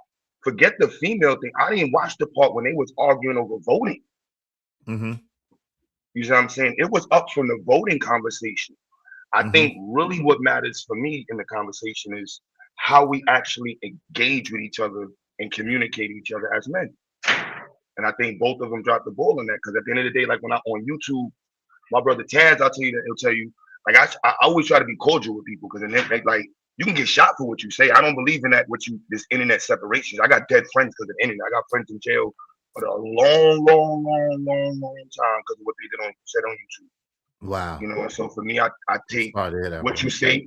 You know what I mean? I take what you say and on YouTube, off YouTube. For me personally, I try to tread lightly with how I talk. You know what I mean? Be mindful of what I say because you could have somebody out there that's going to do some dumb shit. And there are crazy people out here, and that's just the reality of it. So when you have people engage on the internet with a certain inflated personality, and now they're inside of a room with each other, and they're both these alpha personalities on the internet in some way, but now you're in a room with each other, it's like, yo, there's a level of respect. And they both was trying to calm it down. It was just, I think there should have been somebody else maybe mediating the conversation because it would have been better for the black community to have them two work together. And I don't fuck with either of them. You know what I'm saying? But the reality for the black community. Kind of brings up one of my points. No F-bombs over here, Q Butter, but oh, my bad. You bring up one of my points though, because wait, hold on, let him finish. Hold on, real quick. Nah, the Emperor, let him finish real quick, and then you got it. Go ahead, Q. Yeah, because for me, at the end of the day, it's two black men. Like, you know, there's a huge narrative that we're involved in now, an independent narrative. You know what I mean? So Corey, when he told him that, you know, you work for them people, and he told him I don't work for nobody. There's a whole new hip hop conservative street. This whole independent, it's a completely different element than what people have in before. But the reality of networking and the capacity to, you know, do something in the future, to me, that's more important than anything else. You know what I mean? That's why to me it was just corny. Like neither of them are street niggas. Y'all supposed to be rich dudes off the internet. Like shut up and focus on the content. No doubt. AM, and you got it in his cell, and then MRM. I know y'all, and then my man, the Ghetto Stoic. I know you want to get in there too. And the Emperor. I'm sorry. However the order I said at first, y'all got it. I apologize. It's a lot. So y'all got it. So here's the thing. I want to address this whole hat thing, right? Number one, as black people, you cannot proclaim that you are not a monolith, but then turn around and operate and move like a monolith. You got black people mad about a red hat. The only reason you can be mad about that red hat is you have to first believe that the man that created that hat is racist and his entire agenda is racist. But there's only one problem that you're leaving out. You're not realizing that there's a war going on amongst white folks. You have a Democrat Party that has a particular agenda. They have a club. Donald Trump was not part of that club. So because he wasn't part of that club, he wasn't initiated into whatever crap they got going on. So he's persona non grata to them, which is the main reason why you saw for the first time a president being prosecuted, a president having to be forced to take a mugshot, all of that stuff, right? So the thing is, the Democrats are going hard at him and all of the people that support him because he's not down with their agenda, which what it's starting to look like is the theft of taxpayers' money, right? You're only part of it because you're being used as cannon fodder. You're only part of it because whenever white liberals want to go to war with conservative whites, they need to put black faces out front so that when you parrot their message, they can get away with the goofy shit, because if somebody on the right that's white say anything, they can scream racism. When Donald Trump said make America great again, he wasn't talking about Jim Crow. He wasn't talking about putting niggas in slavery anymore. He wasn't talking about any of that foolishness. He was talking about America being great again as far as industry, as far as us leading the world in education, as far as us leading the world in manufacturing, as far as us leading the world in all of those different things. But the problem is the Democrats parade out here, they push their narrative, and they take everything about Donald Trump and twist it up into, oh, he's a racist. Since when? When did that happen? Was he racist when he was on Method Man album? Was he racist when he was on Home Alone? Was he racist when he was on The Fresh Prince of Bel-Air? Was he racist when everybody had love for him, from Oprah Winfrey to Whoopi Goldberg to every person you know, Mike Tyson, Muhammad Ali, all of them? He wasn't. It's a narrative, and it's a narrative that's being pushed because the Democrats have an agenda that really is more along the lines of race of slavery. Didn't Oprah say he should be president? And we're seeing it play out. So number one, my thing is this: you ain't got to take my word for it, like LeVar Burton used to say, and I know most of y'all old enough to remember reading Rainbow.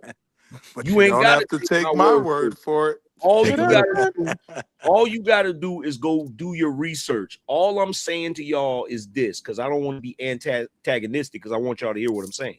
All I'm saying is this: there is a deeper game that's going on that doesn't really include you. You're just pulled into it to be useful. Okay.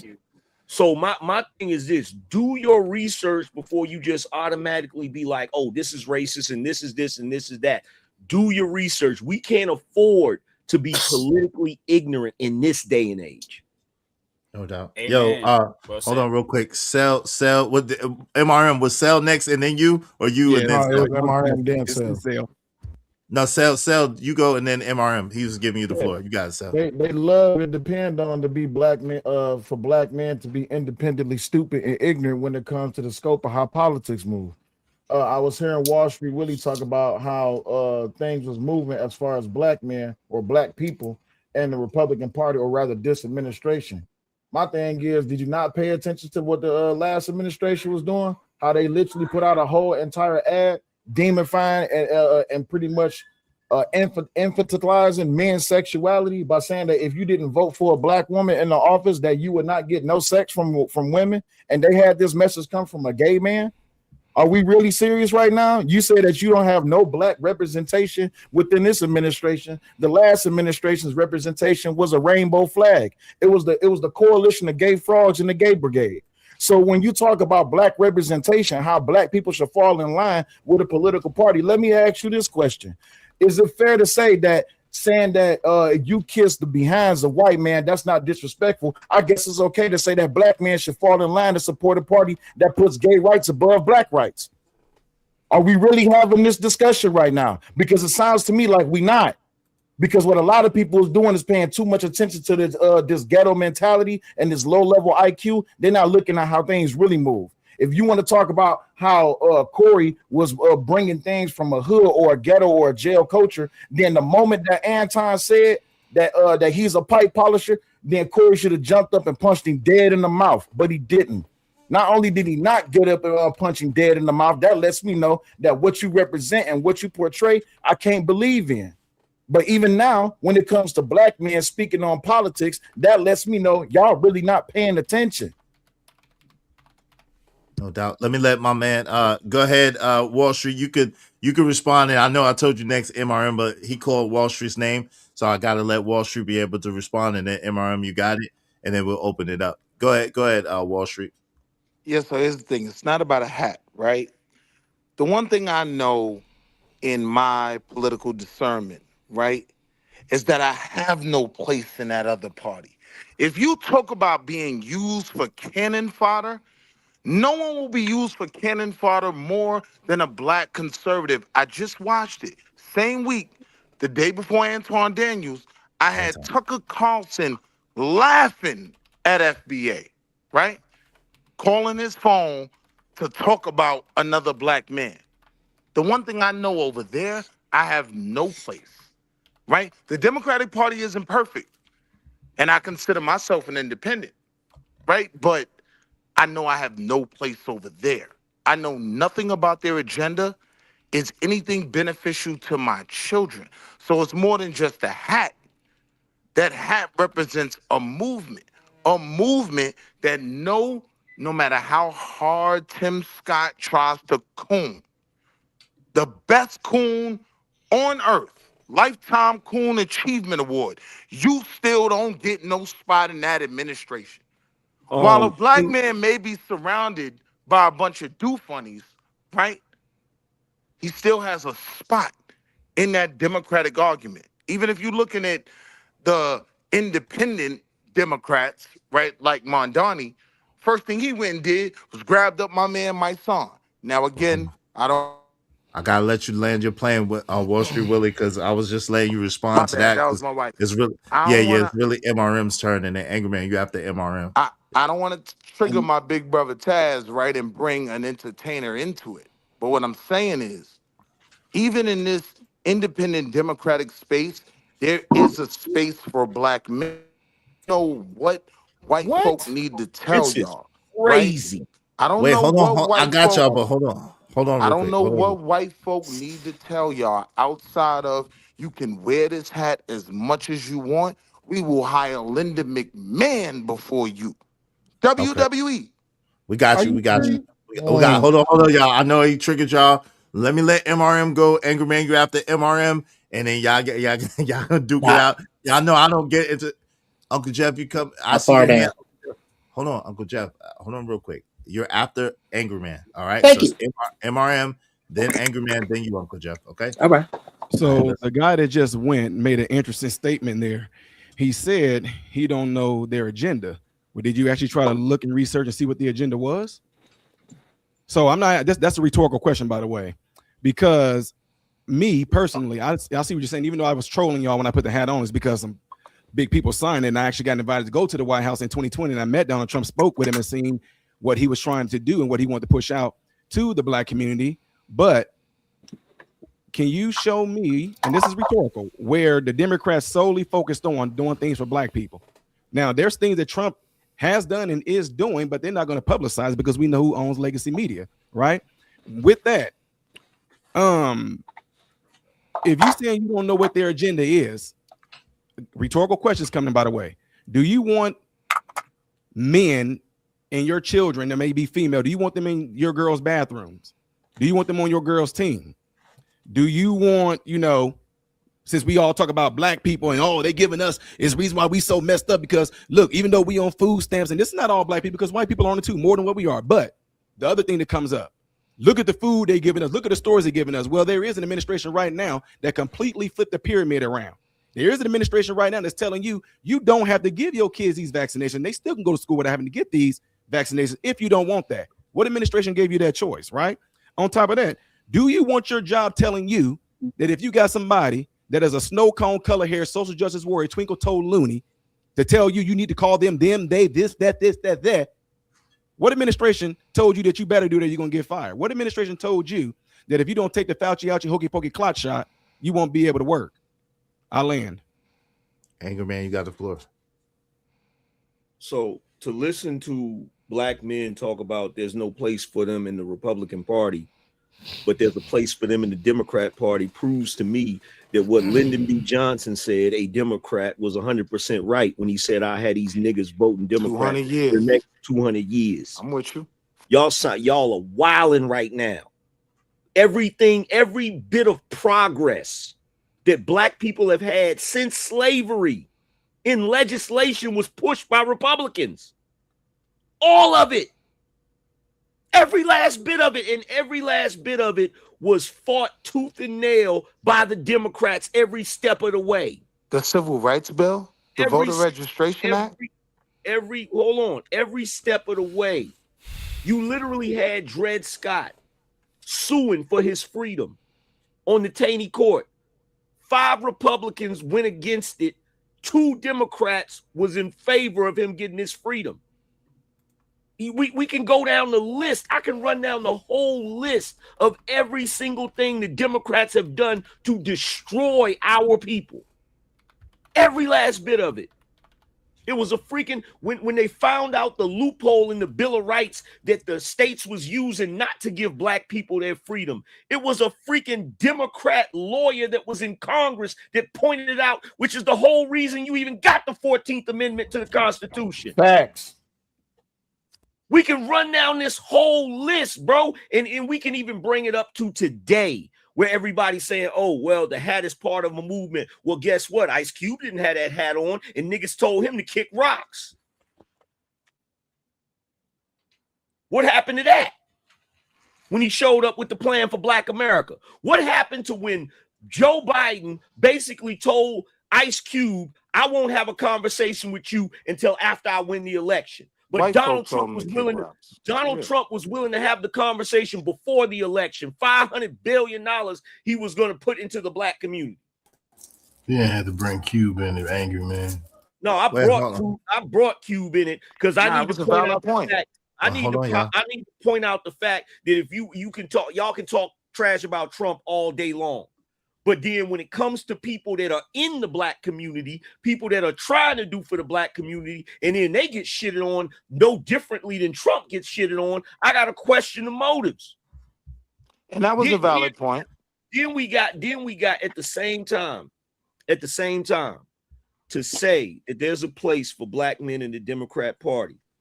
The fact that I don't hear enough black people complaining about the fact that Joe Biden fought tooth and nail to make sure that a black man wouldn't become a Supreme Court justice. Clarence Thomas. I got to talk about the fact that Joe Biden said during the whole thing about integration, I don't want my kids going to school in a racial jungle. Come on. The fact that he gave a damn eulogy of a grand wizard of the Ku Klux Klan and said he taught him everything he knew. Right. This is Joe Biden. This is the dude y'all just voted for. He's the one that stood there on the floor of Congress and said, I don't care if this society failed these people. They are beyond the pale and they need to be taken off the streets so that they not hitting my mother over the head. Choose my mother and grandmother first. That BS. And then he freaking drafted the 94 crime bill, which Bill Clinton signed into law that contributed to mass incarceration of black people in inner cities. We know this. We lived through it. And then on top of that, you brought up Tim Scott and called him a coon. But I find it interesting. Tim Scott is the one that brought the freaking First Step Act to Donald Trump, which he signed, that caused the release of thousands of nonviolent offenders, 90% of which were black. No doubt. Bro, like, yo, real talk, man. Look. Y'all can believe what you want, but we got to start calling a spade, bro. If there's no place for black men in the Republican Party because of Donald Trump or anything that y'all felt like he done, there damn sure ain't no place for black men in the Democrat Party. All right, yo, go ahead, Uncle Jeff. You got the floor. You might gotta come off mute. You got the floor, Uncle Jeff. Go ahead. Okay, I'm gonna try to pretend. Let's go ahead and pretend that we all haven't said that shadow governments really run the earth. I'm gonna go ahead and pretend with you that this isn't the WWE basically that we're discussing. Let's take a good hard look at who the Democrats really are. Okay, let's just imagine you get in a badass car accident. You're in a bad accident. A car hits you in the middle of the street. The Republicans are on one side, Democrats on the other. The Republicans will tell you when the traffic is coming. They ain't coming out to get you, but they're going to tell you when the traffic is coming. They're going to tell you what speed you should cross the street with your mangled, bloody body. Now, when you get to their side, they got medical attention. They got everything you need. The Democrats, however, will run out in the street and grab you pull you up on the porch and go, oh my God, you're bleeding. I'll be right back. And they'll run in the house and bring you out a yo-yo. That's who the Democrats are. Start doing tricks. Start doing cool tricks with this yo-yo. Pretty please with sugar on top. And number two, Willie, you do not get to agree with Angry Man on any subject about the Democrats. You just defend it. But no, you forgot that how they're gonna be doing tricks with the yo-yo and say you really need a phone to call 911. You really need a song. Yeah, come on, bro. Now, neither of them give a shit about you. Neither of them. I give neither of them any credit. Maybe the neighbors should help us. Come on, man. At the in the street. All right, then, bro. All right. This is what made. Hold on. Time out. Let him land his plane, and then once you got back. Hold on, yeah, Jeff. Hold on, I got you. Shit. I got you, Jeff. I got you, bro. Let me handle this panel, please. Let Jeff land his plane, and then Wall Street got after that. And Cuba, I know you were saying some stuff in the chat. You can respond, and then we'll open it up for everybody. All right, go ahead, Uncle Jeff. You got it. Okay. I think we have arranged the deck chairs on the Titanic for long enough because everybody here is trying to act like this republic ain't crumbling in your face. But so let's pretend that's not happening. I'm gonna put every man here on the spot. I have on my phone, the number 2 and number 3 members of the Nation of Islam that will call me right back. Put your city up here if you want some change. Put your city up here, and I guarantee, men on this panel, if you want change, someone will notify you in your city in 72 hours with a plan. That's what I'm talking about. Now, all you niggas is on the spot. All right. So, okay, go ahead, Wall Street. You got it. All right, so to the political conversation, right? And again, to bring it back to the Antoine Daniels conversation, right? The man's name is Anton. The man's name is Anton, Wall Street. He stole the word out of my head. He stole it out of my head. Hey, yo, I ain't even, you know what's crazy? Homie was on my timeline, and I ain't even really know him until I watched this interview, and I'm like, oh, that's homie that don't Beijing his whole joint. I know homie. You know what I mean? But I didn't really know him by name and face before that. But here's the point, right? So we're talking about politics. And again, we're talking about this conversation between two black men. Here's the problem. I could criticize the Democratic Party way better than any of you who have all brought up valid issues. What I'm telling y'all is, where's the criticism, right, of this Republican Party that has made it clear you don't have a place, right? You doing the same thing Corey did. Wait, hold on, Sel. Come on, man. Go ahead, Wall Street. Come on, let's be respectful. The brother's right. I'm doing the exact same thing Corey did because it was a valid question. The question is, right? If you can question blacks' viability or chance to be involved and have some Democratic Party, I would love to have a conversation with you about the issues with blacks and being a part of the Republican Party. Even Michael Steele, Google it. I know most of you don't know who he is. He ran the Republican National Convention.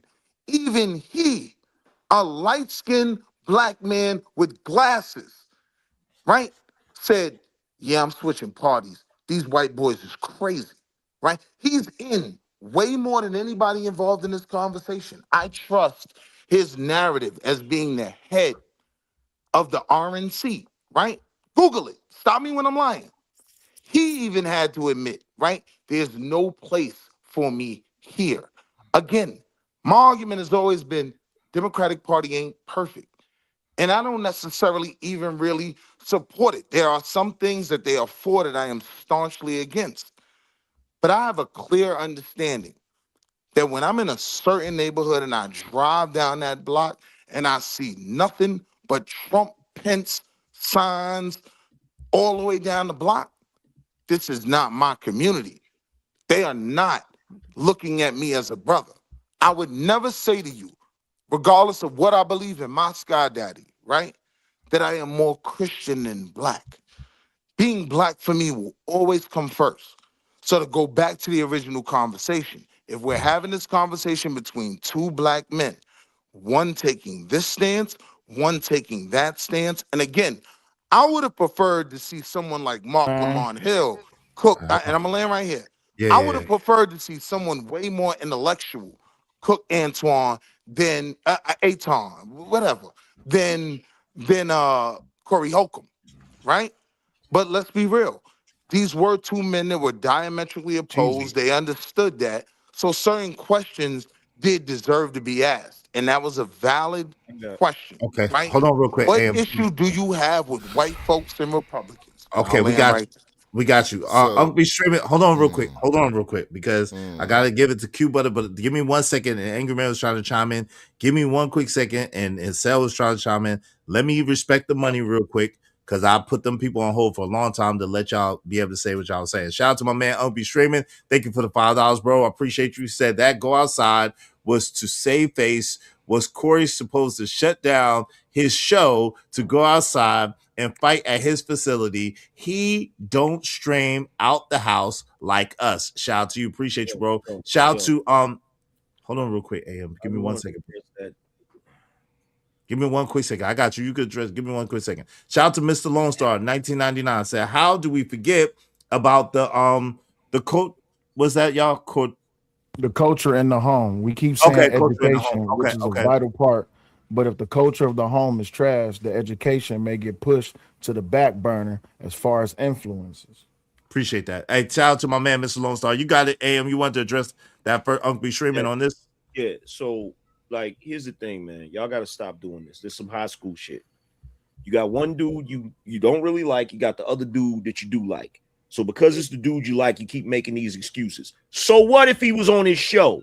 If he really gangster and really felt offended, he was supposed to punch him in the face. That's real. How about that? That was easy. And that's coming from somebody that is a street dude. A street dude that's really about that action. If you offend him, he's gonna punch you in your face. He don't care where he at. Yeah, that was easy. I think we all agree on that. I think all the dudes pretty much up here agree on that. Q Butter said that. I said that. I agree. Q Butter, what say you? Q Butter, what say you? Nigga said bad part for Q. Nah, y'all know my brother right there. I think the conservative conversation and the Republican conversation should be separated.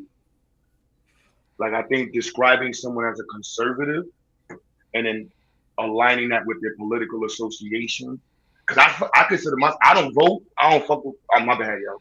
I don't. Somebody send me $5 for Q Butter. Go ahead, Q. I got you. My bad. No doubt. It's a $5 dollar with that Bible. Go ahead. My bad. I got to get used to. I'm like, I be the fat blocks of YouTube. My bad. I got you, Q. Don't curse again. I send it. Yeah, go ahead, send it, Wall Street. Go ahead, send it, B. Nah, go ahead. Nah, that's my bad. But yeah, so like, because how like the connection between like even just like I ain't go like the beginning of what Angry Man was saying. I wouldn't argue for either side, but I could not agree that either side hasn't done things that somebody can itemize that Black people benefited from. However, explicitly for Black people, neither party are explicitly for Black people. So I think we should just remove that conversation out and have an American conversation that, you know, which everybody benefits from the policies and stuff.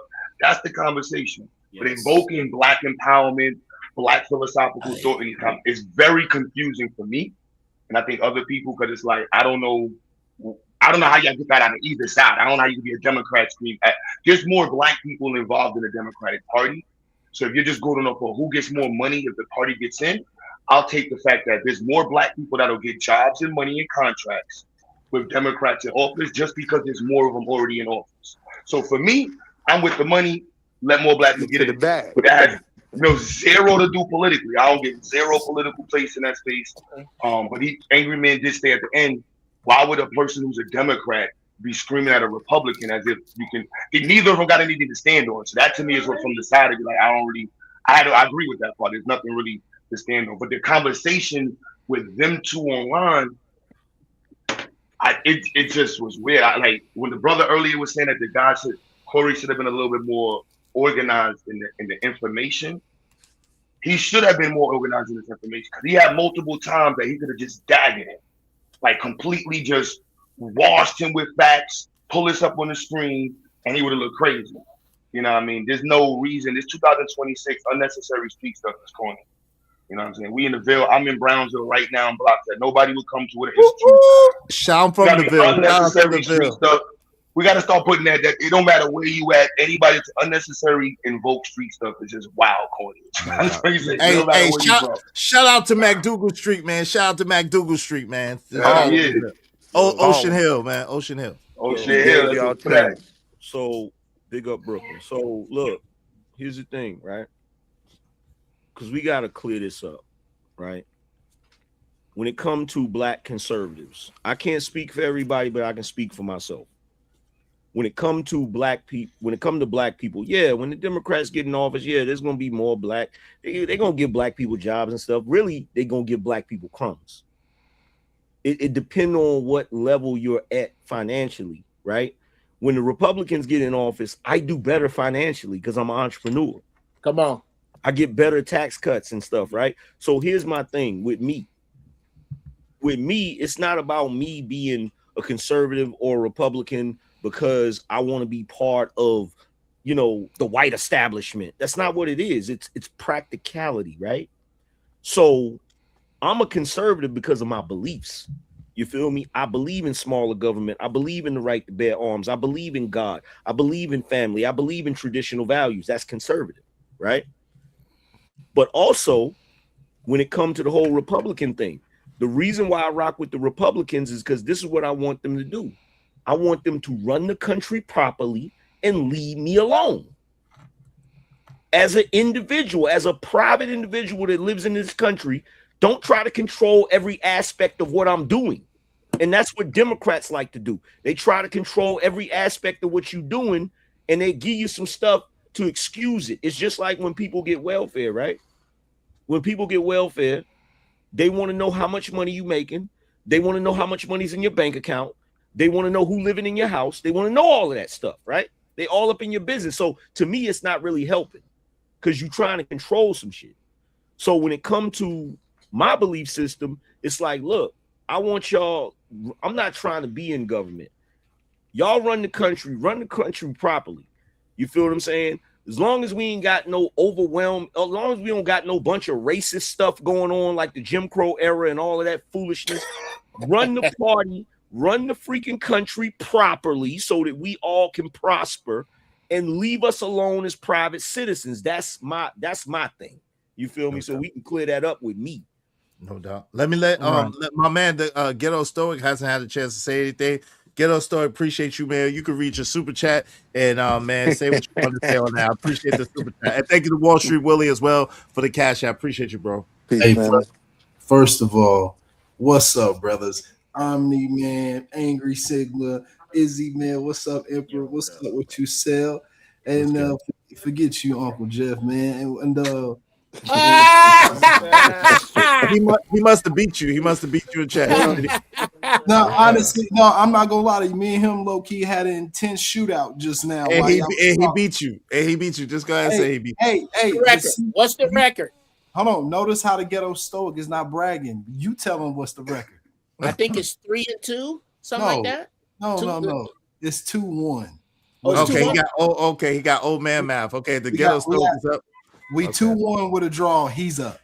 Oh, he's up. Oh, okay. That's why you said forget him. Okay, I get it. Go ahead. You got the floor though. You got the floor. Yeah. I just wanted to show y'all some love on that. But no, that was an intense game. I didn't know you know how to play too, man. Dope. But no, Wall Street, man, you wild for the Sky Daddy, man. Me and Omni felt the same on that, man. We said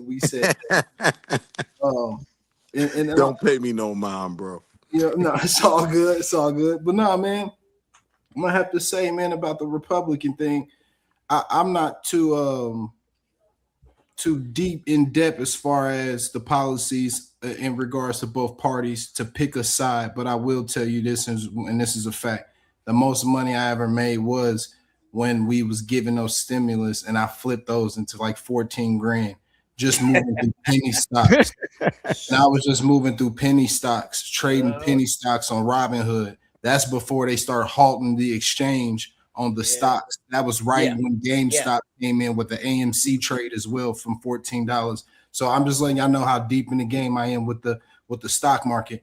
But that's so for me, I ain't trying to be like a sellout in that regard, but I kind of went with the money went. So ever since Trump was out of office, I was always like, damn, man, when we gonna get a Republican back in? Because that was the last time a brother was able to just sit back and make his money and be left alone. I felt like there wasn't much things to it. But with the Democrats, and then especially with this government shutdown, that put me in a chokehold. And let's be honest, man, y'all know who predominantly held most fault in this entire thing with the shutdown. Don't get me wrong. I get what they mean, what Jeff was saying as far as the puppeteering effect. There's always a bigger name that's behind both projects, but predominantly it benefits the Democratic Party, is what the Angry Sigma is saying, to be that that problem for the Black community. No doubt. I appreciate that. Go ahead, fam. You got it. Let me let the Emperor get in there. Go ahead, the Emperor. What say you, bro? All right. I think this is all distraction. I think the main reason why they had to pick like two of the biggest names that most people are watching, especially in the Black community, most likely, they had to choose these two guys right here to make us feel like there is no talking to each other.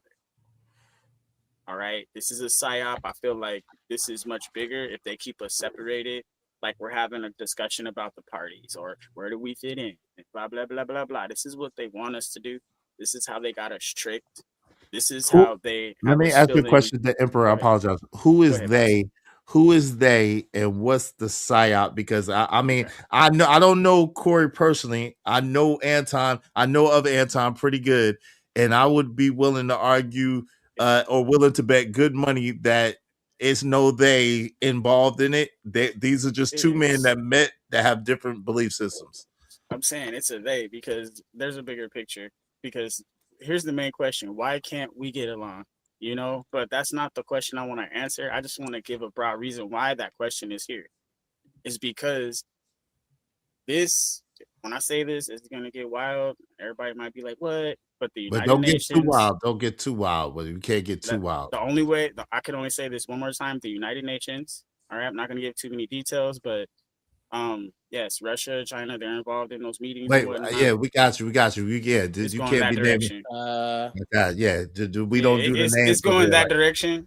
And okay, if we're distracted, the board can get set into the one currency, world one currency, all that stuff. We gotta have a huge war. It's gonna be crazy. I'm gonna be hold on real quick. I'm gonna be honest with you. I'm pretty sure I'm willing to bet the house, right? That Anton Daniels and Corey Holcomb are not the distraction that whatever's putting together for to set the table for whatever you're speaking about. I get it. We don't need to go in detail, but I'm pretty sure that that's not what happened there. You know what I'm saying? I'm pretty sure that that's two dudes that got together that just have different ideological and philosophical beliefs, and it happens like that. I mean, shoot, like listen, me and my homie Angry Man's my homie of almost 30 years.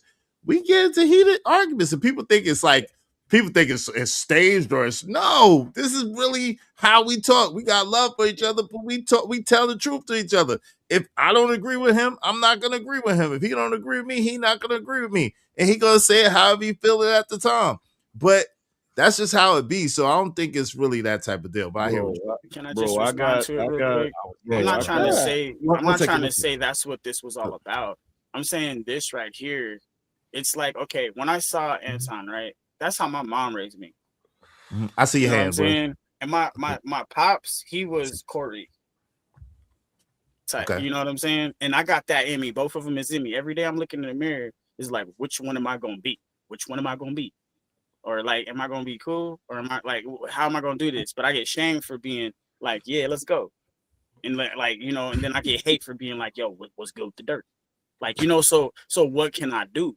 Like, what can I do? That's the battle every black man is having. He's battling his Anton against his Corey, and Corey's usually winning. Because guess what? The female was over there with Corey. Anton ain't got no females. Nah, Like, nah, I'm just that's giving the example. I'm just saying, I like, got you. I go got ahead, you. go ahead. I'm Go done. ahead, angry man. Get in there, angry Wow. man. So I hear you, Uncle Jeff. I got you, Uncle Jeff. No, I was just saying what he. Oh, don't say So- shit. Let me shut No, up. no, you got. I thought you. Go ahead, my bad. I don't get too much into the conspiracies. And the reason why is because I see what people say about me. And I know ain't none of that going on over here. I got dudes talking about, oh, you on OVO's payroll just because of the position I took in the Kendrick Drake thing. Then I got people talking about, oh, you getting paid by the white man. Like, bro, if I was getting paid by the white man, I'd be a multi-millionaire. You understand what I'm saying? Like, I would be, bro, if I was that type of sellout, you feel what I'm saying? You know how much bread I would have? Like, so no, like, so That was easy. Yeah, so the thing is, when you say, look, what is said is 100% true. That's just two dudes on the internet that had a disagreement. But when you're talking about distractions, trust me, they don't need that for a distraction, because we already got enough distractions.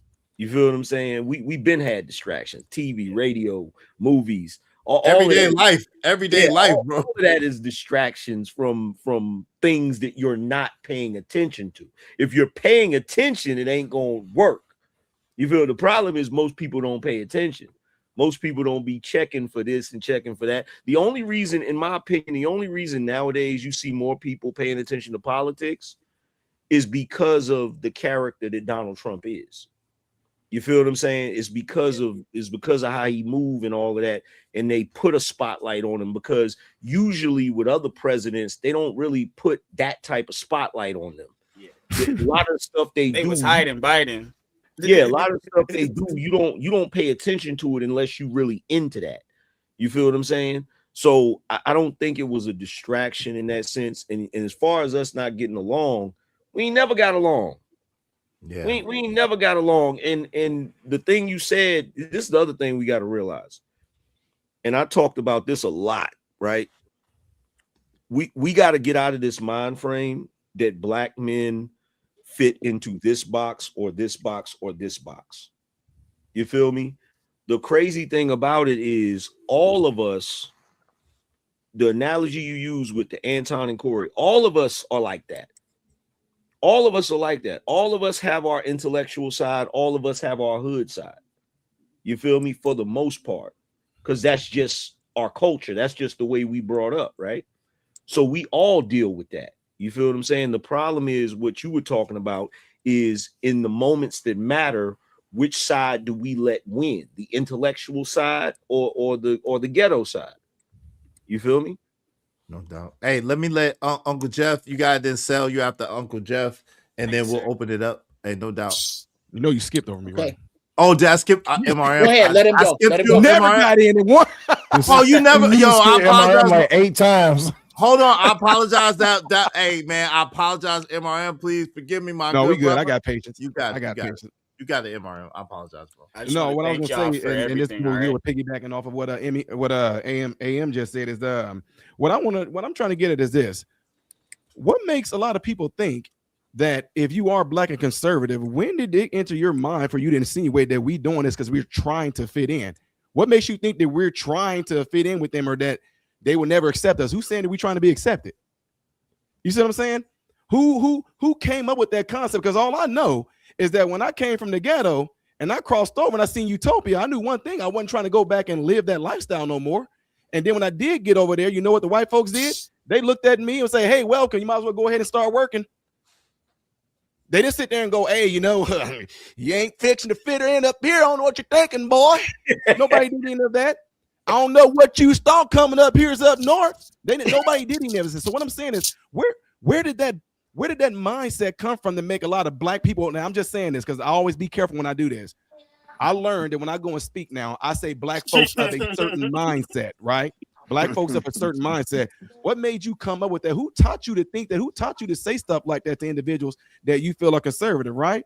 Now, the other thing that I want to add to this is if you do happen to come what you want to consider conservative, and you ask someone a question, how you're trying to build yourself, and they show you how to build, why is all of a sudden now you kissing a white man's butt? Right now, last thing I'm gonna land there with is this.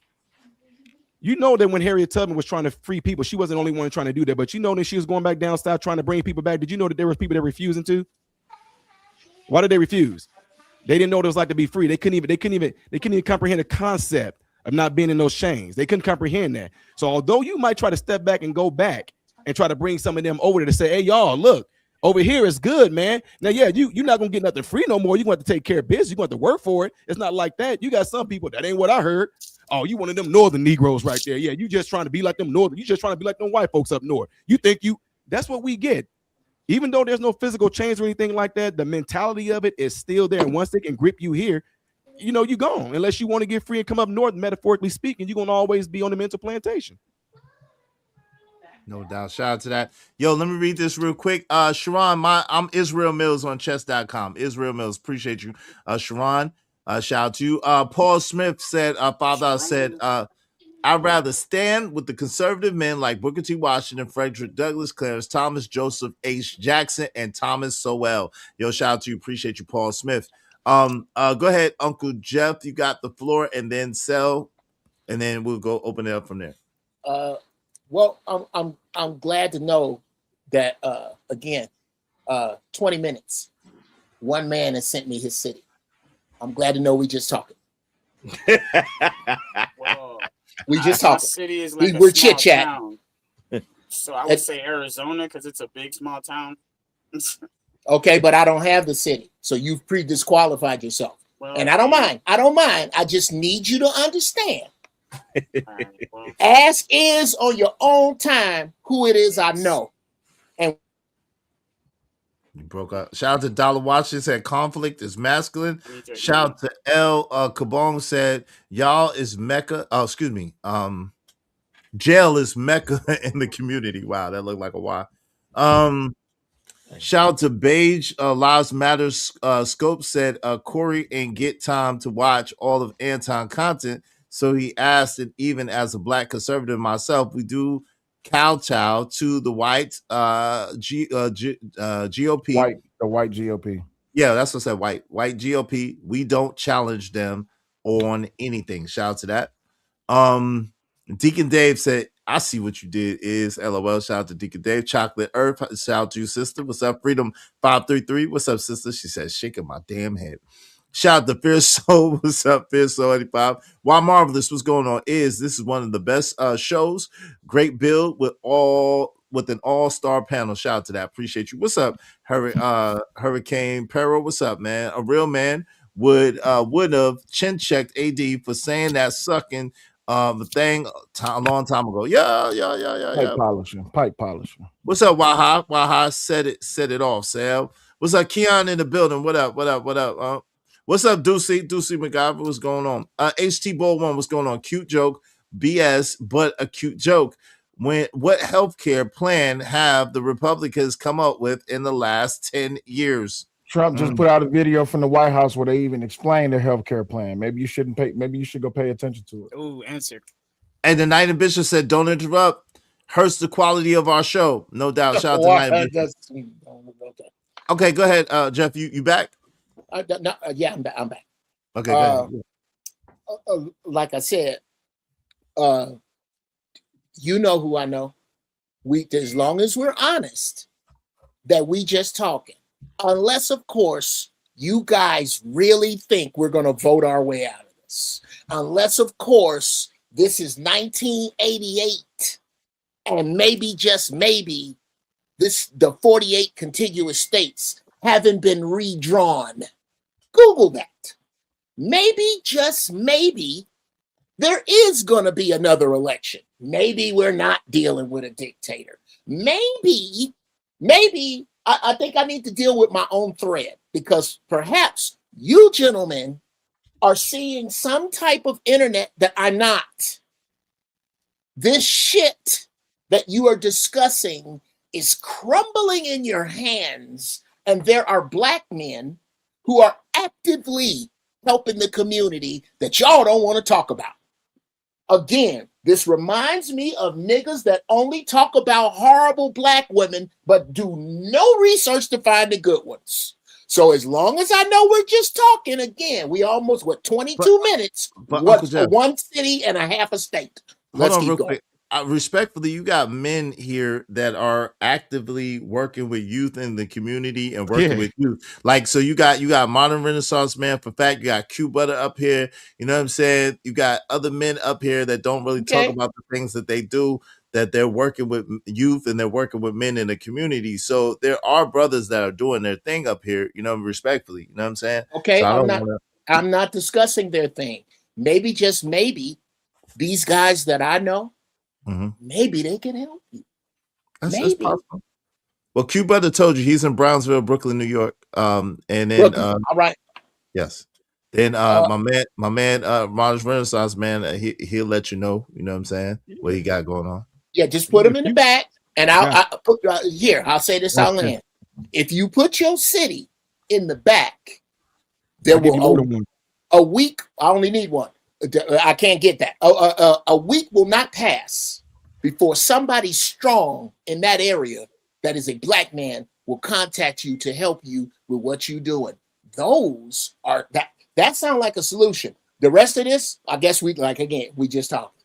Nah, MRM put his in the back. So check Gotcha. the chat. I see it. Okay. Amir Abbey said already in contact with Farrakhan here in South Phoenix, as the Moors in NOI work class close together here in Phoenix, Arizona. Shout out to that, Amir Abbey. Salute to that Islam, brother. Islam. Good. You only wanted one though, right? Uncle Jeff only wanted one. Yeah. I wanted to start. You can give me 5, but the only reason I put it out there is because I know these dudes gonna reach out to help y'all, and brother man who was not on the panel that spoke about Phoenix, I'm gonna need you to also speak about how those brothers help you, because all I ever hear, all of this sounds like shit we need from outside of us, and the shit outside is crumbling, and no black people want to talk about that, and I don't get it. Hold on. Can I say something, Izzy? Yeah, you got it, brother. Yeah, he's talking about the NOI. I know, but real quick, based on the NOI, because it's my responsibility to speak on the NOI if I hear somebody say something in regards to that question. You just said you never hear nobody say anything in regards to what they've done personally, right? No, that's not what I said. Okay, can you clarify, please? I said that up here on this panel today, I posed a question because what we are doing right now is discussing the politics of a failed state. America is dead already, like Apollo Creed and Rocky IV. They just falling slow. And I know some people that's really grassroots, straight up doing stuff that this whole every time we want to talk to black people, they don't want to work together. I know many black people. They're young, but they are thriving right now. And every time we talk about this subject, we ignore them. And I think it's unfair. I think it's we're going around an oval dirt track. And if we want to be honest about the dirt track, then I'll go around the dirt track. But that's what we're doing here. No. Okay, so I'm gonna have to second to him, and he's right. The NOI and the brothers in the NOI are owed major recognition for their contribution. And I've been personally mentored by a brother who not only is verified in his work, but he also has a YouTube channel where he shows you how to flip things. So I'm just saying, I'm not saying that everybody's perfect. So anybody from Islam want to answer about Aisha? I don't believe nothing they say. Who's Wait, what you mean, Aisha? Wait, hold on, real quick. What you mean by Aisha? I'm very confused. The story about Aisha in the Quran. I don't want to hear nothing they got to say. Oh, okay. That's something different. Okay, Amir Abbey said, I always, that's different from the Nation of Islam, right? But I know, but still. Okay. Even when I talk to them, it's just like, nope, I don't want to hear it. I got you. Well, Amir Al-Bey that's said, not I always, hold on real quick, family. Amir Al-Bey said, I always tell our people I have 500 acres. Shout out to my brother, Amir Al-Bey. You know I'm coming to get, can I get like, I just need 5 acres, brother. I'm going to come and stay with you, brother. I need 5 acres. Shout out to Amir Al-Bey. Put my name on 5 acres, brother. Seriously. He said, I always tell people I have 500 acres of land in Arizona and open for anyone who wants to build a community on my land. Brother, put my name I'm on with it. 5. And I'm y'all make already sure y'all picking holler at out my a piece brother for Amir Al-Bey. myself. So yeah, I'm with it. Yes. If Yes, I sir. could real quick, Yes, sir. that's another fallacy about What's what that? black people ain't smart enough to move on their own land. Right now, there are 60 black families buying land in one of the Carolinas that I will not tell you which one it is, but they didn't got bought up a gang of land, and before the end of the year, they're going to make a grand announcement about who's going to move where. That's good. We got all this. We keep focusing on the wrong niggas. We got all. I'll say this and I'll land. Just like in Apollo 13, I can get a monkey to tell me how it don't work. This is a room full of the smartest men on the earth. Don't give me more and more word about how it don't work. How does it? Got you, but you realize that though we got you. We and you know what I'm saying. But this is how you get to that. You know what I'm saying? By Amir Al-Bey saying what he said, by Q Butter saying what he said, by you saying what you say, by MRM saying what he said, by Say Light saying what he said, by Angry Man saying what he said, by me saying what I say. This is how we get to that. You know what I'm saying? This is how we get to that, bro. So we got to have the discussions in the open in order to get the work that's done not so in the open. You feel me? Don't listen to me. I hate everybody equally on an individual basis. Well, first we I'm gotta not know the gonna do problem we want to fix. But So what I we don't wanted know to the say problem we was, want to fix, then we can't That's even why you my think of a man, solution. Will. Hold on, real What- quick. Let's finish real quick. what I wanted to say was, I think everybody needs to go read a famous quote from the Republic, where it talks about how it is that honorable men who refuse to participate or even pay attention to politics will be ruled by fools. When That's you Socrates, when you I look think said that. Socrates, yeah, I but that's think it was. from Plato. Okay. But yeah, Republic is from Socrates, but Plato's a quote. But the No. thing is, like, I was listening and I had to hold on to this whole entire time, but I was listening to how it is that the question that's so important is about, you know, kissing the behind of white men. Well, I would say when you look at the scope of how it is, how things is moving right now, you have the black community kissing the behind of the white of the white man, because they out there protesting in the streets about a white woman that got who rammed the ICE officer and she got herself shot. But no one's out there protesting about the brother that got shot by the federal agent that was off duty. That's It's like crazy. That's true. everybody just everybody just sidestep the brother that got shot by the federal officer, but y'all out here cheering about the white woman. So I don't want to hear how valid of a question it is to question a black man about his blackness and his validity to that black card when y'all jump out in front. Y'all completely abandon the whole Black Lives Matter movement and y'all join the Rainbow Coalition. I don't want to hear that. Nothing that what people are saying that this standard that people are saying that they're trying to hold black conservatives to or hold black Republicans to. I don't want to hear about it because y'all gave up y'all whole entire backside just so y'all could be welcome into a community that only wanted to take advantage of your children. So I don't want to hear that.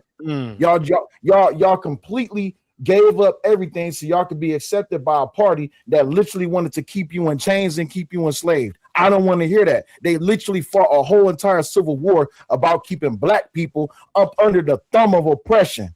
The same oppression that y'all swear up and down is happening here in 2026. I don't want to hear about it. How they drafted the whole entire 94 crime bill and they brought it specifically against black people on a very detrimental level per capita. So I don't want to hear about it. I don't want to hear about why is black men in the Republican Party, why is black men in the Democratic Party. I bet you couldn't tell me why, other than the fact of getting a free means and benefits. That just lets me know that you're not willing to put in the work to get for yourself. You would rather let someone else just hand it to you. So I don't want to hear that. None of that makes no sense to me.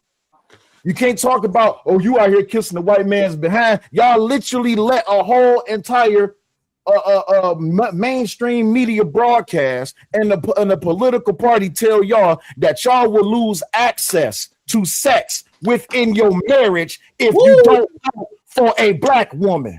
I don't want to hear it. Wait, None but of hold that on. means nothing Hold to on, me. hold on real quick. So now he's talking about no voting, no bucking, I guess from old buddy, but like most of people over here were not going for nothing like that at all. Number one, I I know, don't but think hold on real quick. I don't think most of the Mhm. people over here voted for Kamala Harris at all. I don't think most of the people even identified her as a black woman because she wasn't.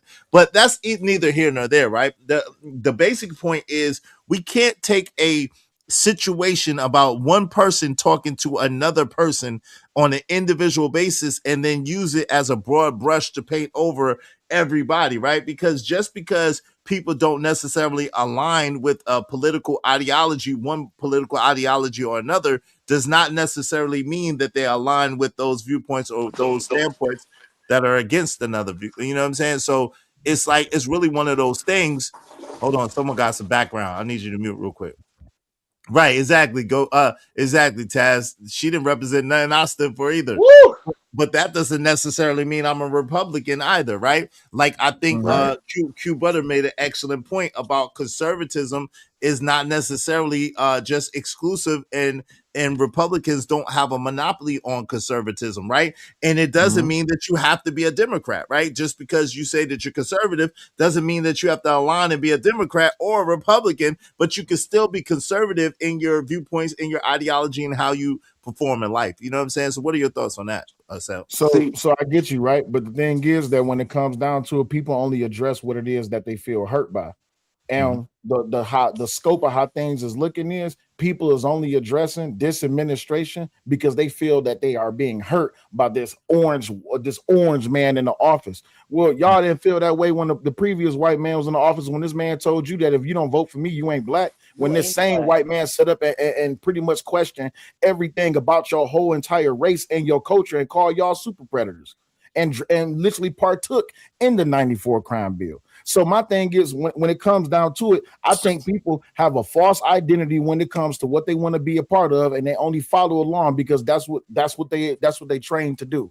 They only train to be comfortable. They don't want to be uncomfortable because freedom is a mystery to them. And they don't know what it means to be free. They don't even want to find out what it means to be free because it's a pain that comes with it. It's comfortable being in the house and just doing nothing but just taking.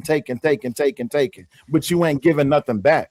And protesting is not a form of giving. Complaining about a man in the presidential office just because he's white is not giving. Saying that black men who don't want to vote for Kamala is not part of the community is not giving. That's not doing anything. Questioning a person's validity about their blackness just because they're not partaking and putting the black community, which is not a monolith, on a pedestal is not special.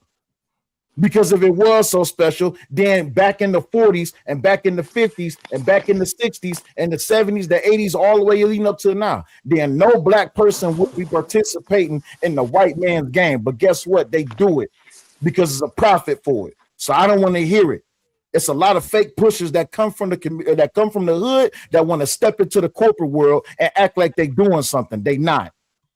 No doubt. Hey, thank you to Mon Chaos Brewer. I appreciate you, sis. She said for $20, thank you, sister. Appreciate you. She said the bill promoted mandatory minimum sentencing and 3 strikes, quote unquote, laws, which led to harsher sentences for repeat offenders, disproportionately affected black individuals, 12 times more likely to be incarcerated. Democrat. Hey, yo, AM, I know you probably get ready for a show. You want to get in there and yeah, give me 1 second, Wall Street. I got you. Right. I think AM getting ready for the show, and then MRM want to say something. Then Wall Street, you got it. AM, what say you, bro? You there? Can AM, you muted. The only thing I gotta say, can y'all hear me? Yes, sir. We can hear you now. Go ahead, you got it. Okay, hold on. So put me on the big screen. There's only one thing I gotta say. You gotta say something crazy? Oh shit! Here you go. Nah. Make sure you go get my book. Absolutely. Hold on. Put it up there. The Anger Man Standard. Make sure. The Angry Man standard. Make sure you get the Angry Man standard. Make sure you get There we that go. Angry Man You standard. look kind of like Make sure you Morpheus go with a get the beard right there. I like it. Yeah, I make need sure you that go get shirt. the merchandise. You feel me? I didn't You get got my some shirt yet, Angry Man. Where's my shirt at? I didn't get it yet. It's on the way, brother. It's on. My son just got his shirt today, so I'm it's gonna on the have to way. hide the book when I buy it. My wife gonna kill me. But Why would she kill I'll you for find the some Angry way Man to hide standard? it. Oh man, that's terrible, Oh brother. man, is That's that how you terrible. living? Don't Is say that that how out you loud. living? Hold on, Angry time out. Man know his Time rep. out. He Time get out. the Don't joke. say that out loud over here. Yo. Go ahead, MRM. What you want to say? Well, what I'd like to say is that Izzy Bands, you know you voted for me because it's all in your name. All in your name. The fact that you have money as one of your logos lets me know that you voted for Donald Trump. You voted for me, Izzy Bands. Voted for me. Hey, where did Mr. President go? Where did Mr. Fake President news. go? He had to leave. Oh, He signed okay. the hat real quick and he dipped off. That's crazy. But no, I wanted to add to that this whole deal that we got something that happened here in Illinois. I had the opportunity to have the first exclusive interview with a Black Supreme Court justice here named Lisa White Holder, right? Here in Illinois, first Black woman. She did the same exact thing to reverse what Biden voted for. Here in Illinois, which y'all know, Chi-Town, you know we're going to have some of the highest crime rates amongst Blacks. She turned it to where she is taking like any crime that was nonviolent, whether it was weed, coke, whatever like that, and she's trying to go inside and turn those sentences around and saying if there was no violent crime committed, we want to release them. At that interview, man, we hyped it up, whatever like that. We pushed it out to the community, and let's just say if we had 800 tickets that sold, out of that 800, how many you think showed up that were Black? Even though she passed the bill and she's a 40. Supreme Court justice, the first in 40. Illinois. 40. No. More or less? It was me, my wife, my family. Then there was another Black judge and her husband. Stop playing. No kidding. Out of 800 people? 800 tickets sold. Damn.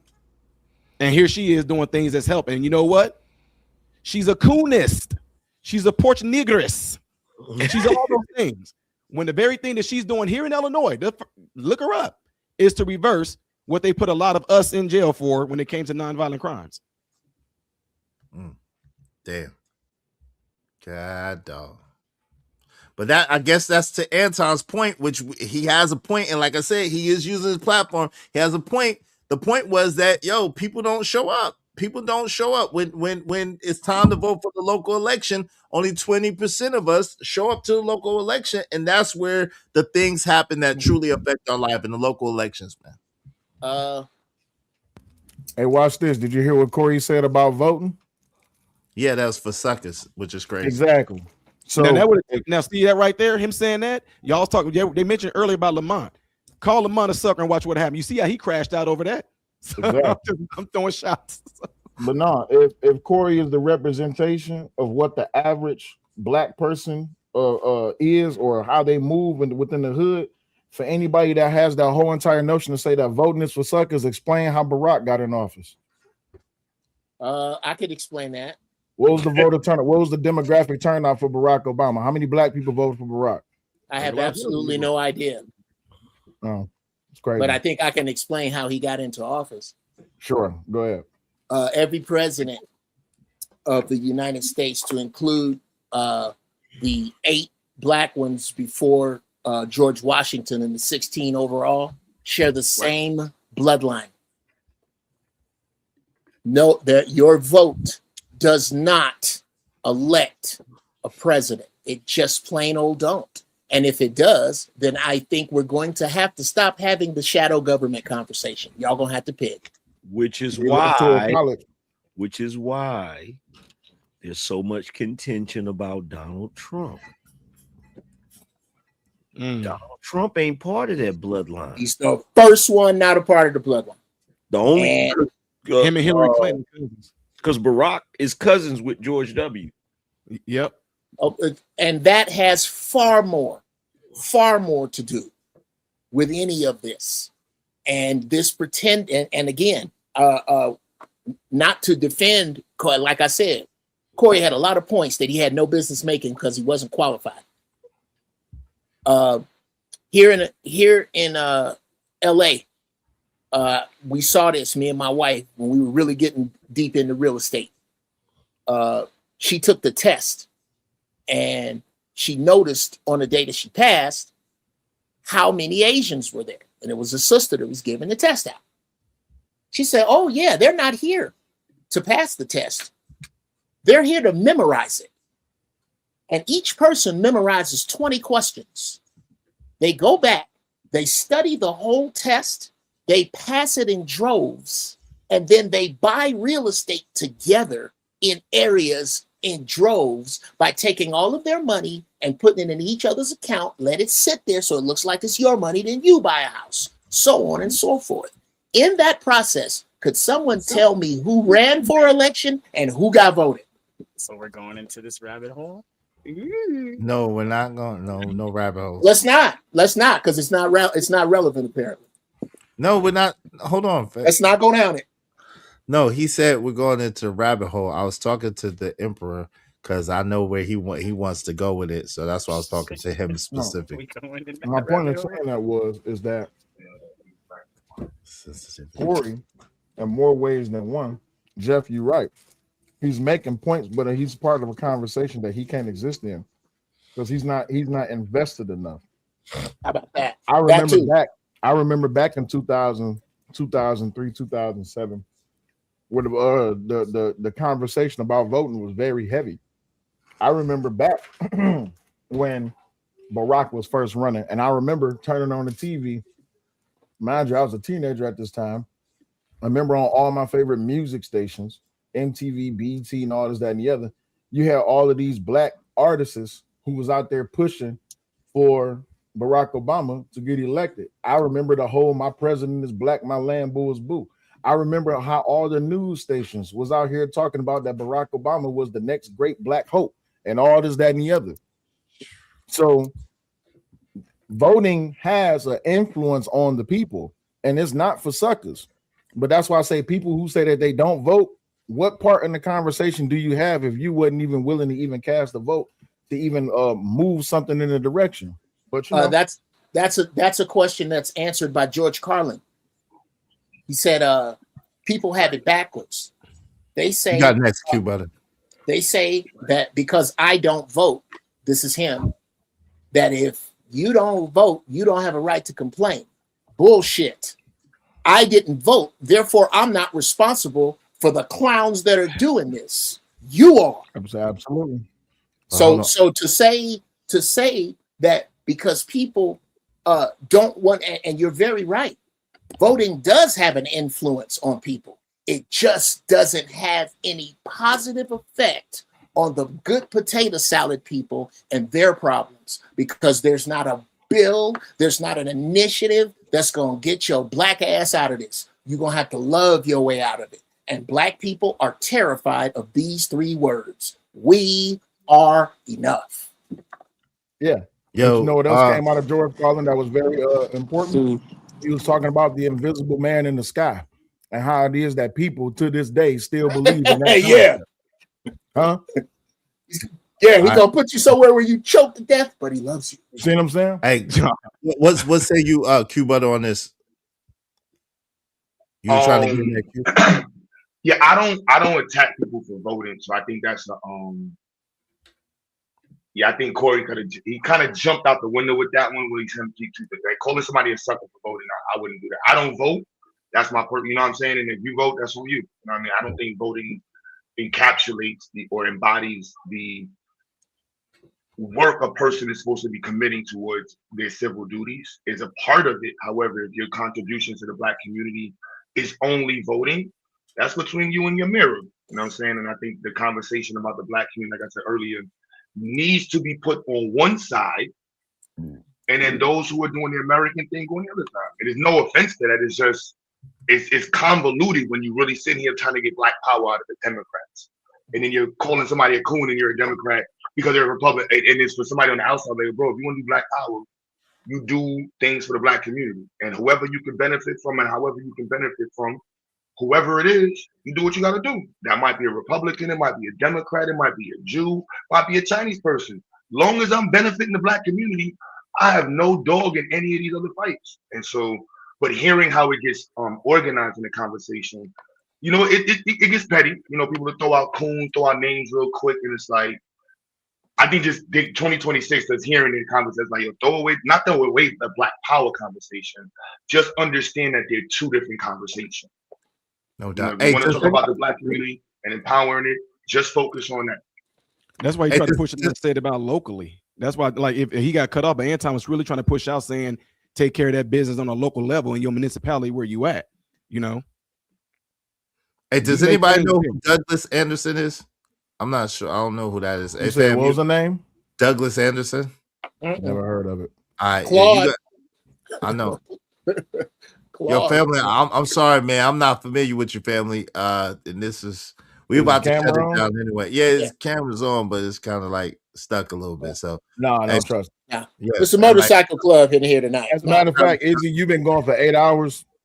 Almost. You don't want to ruin it. 8 hours. Yeah. That's true. You don't want to ruin it. Yeah. Hey, brother, come back. Mess up your whole entire show. Let's just vote for JP for president. Yo, come on. Why y'all always bring this dude up, man? See, and then it's gonna be me. Oh, you talking about the guy who got impeached? I'll take my I'll take my Can I say my last word before you close it out? Yeah, hold on. This is what's wrong with Black people right here. See, y'all kicking a man while he's down. The brother is down. Why y'all kicking that brother while he's down? Nasty work. Oh, MRM didn't want to have no parts of that. I'm just saying, the man was the dictator of the Black House. All right. They look. YouTube did to Jay Prince what Trump did to Maduro. They went and got him. Just thinking that. Yo, y'all are wild, man. Y'all are some wild people. Hey, YouTube said no more roaches and no more dirty groupies on the internet. I ain't do that. That was wild. I ain't in that. They were wild, man. Just saying. I know, right? I know, right? Come on, Sal. Like, that's crazy. What? Right? Sal, crazy. Listen, if you're a content creator and you're not paying attention to what YouTube is doing and how they move, YouTube tells on itself. They literally just put out a video and an article 2 weeks ago about how they are getting ready to switch to a different format of how they run their algorithm. Every quarter of the year, they're going to be changing their algorithm. If you're not paying attention to how they're updating their terms of services and what it is that they're doing as far as people restreaming, as far as people reviewing certain things, saying certain things, doing certain things on the internet, that's your responsibility. YouTube from 10 years ago, 5 years ago, 2 years ago, last year is different. It's a different game. You got to be careful how you do things. So if you get impeached, that's on you. What's up, real quick, Izzy? Because I gotta drop off. I gotta go get these nappy-headed kids, man. So salute to you, Izzy.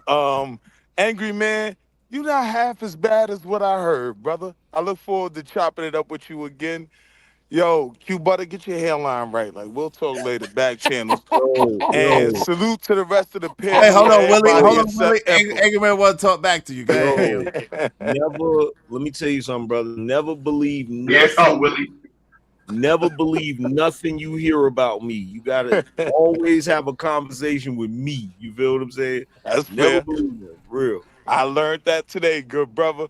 But salute to the rest of the panel, everybody except Emperor. Hey, I look forward to chopping it up with y'all again, man. Hey, peace, bro. Be safe out there. Yo, Willie is up, bro. I'm being nice over here. I'm about to violate. Just know that, bro. Yeah. I was there to be nice. It's up, Willie. Always gonna be nice. Hey, appreciate you coming through. Yo, anybody else want to say their last words? I appreciate everybody, man. Go ahead, Emperor. What you say, bro? All right. Well, when I get my channel going, I got all my little stuff cracking. I want to do individual interviews with you guys, so we can go a little bit deeper on these things, one-on-one with no interruptions. And then what I'm gonna try to do is get your links in there, so we can all get together. So we probably need to make a Discord or something for our group or what we want to do, but. That's where I'm at with it. I'm out here in Arizona. We finna turn up. I'm trying to get some land. We finna do some things. Trying to build it out. We're gonna see what happens. No doubt, man. Just let me know. I'll come through and support your channel, brother. Shout out to you, man. Let me know, all right? Shout out to my man, the Emperor. Anybody else got any last words they want to say, man? Appreciate y'all kicking it with me. I just logged on chess.com. Which one of you fools trying to get this work? Except Izzy, because Izzy's a cheater. I don't want to play with Izzy no more. I'm about to say, what's your link? Let's go. What's your name on chess.com so I can whip on some people, man? What's your name on chess.com? Let me put it in the back chat. Let me put it in the back chat because y'all Izzy be cheating. I don't play with Izzy no more. Yeah, right. How can I cheat on chess.com? Anybody else got anything to say? That's what everybody. Yo, Black Power family, I'm gonna get up out of here. So shout out to y'all, man. Peace. Hey, Black Power. I think it's your angry man. I think it's the first panel I think you and I've been on maybe about years. That's plenty years, right? That's been years. So shout out to you, man. I was trying to people be using sometimes people be using the same name as other people. I was wondering if that was you. Oh hell yeah, thank you, brothers. That's how they were. I ain't gonna panel with angry man years, son. Yeah, it's been years. It's been years, man. Hell yeah, son. Hey, you know what the best part is, Izzy? I just logged into my account and that game is still up there where you cheated and you beat me. That beat you bad? Oh, that's good. Maybe you can learn. You didn't beat me bad. See what I mean? See, there you go. See, there you doing all that extra stuff. See, you braggadocious. You just supposed to take the win and say, "Yeah, I won that." Now you want to be braggadocious? Okay, all right. Peace, Omni. Yo, Uncle Jeff, what's up? What's your last words, Uncle Jeff? Because sell. Well, I'm checking him out on I just sent you a challenge, Cell. Do you have a little girl by a pool with her feet in the pool? Is that your picture? Hell no. What the hell? Bruh, Wilhelm won. Okay, I could take a picture of it. I just challenged some dude then that ain't you. I literally cut and pasted what you put, and this is what I got. Hell no. Hold up. Share my screen. Nah, bullshit. Oh. Share my screen right quick. I ain't got no profile picture on there. No, don't do that. Okay. You know what? Somehow, my bad. Somehow I didn't. There's an eye missing in what I put up. That's fine, but don't put that on me. Hell no. Look, you about hold on, Uncle Jeff. You about to get that man in trouble. You see what I'm saying? Look, I'm not trying that. Now she come in here and get to cussing me out. Jeff, is your fault, and I'm calling your ass directly. Okay, hold on. Look, she coming up here. Are you anti-social? Hey, baby. What kid? Hey, what kid? What little girl with the pool?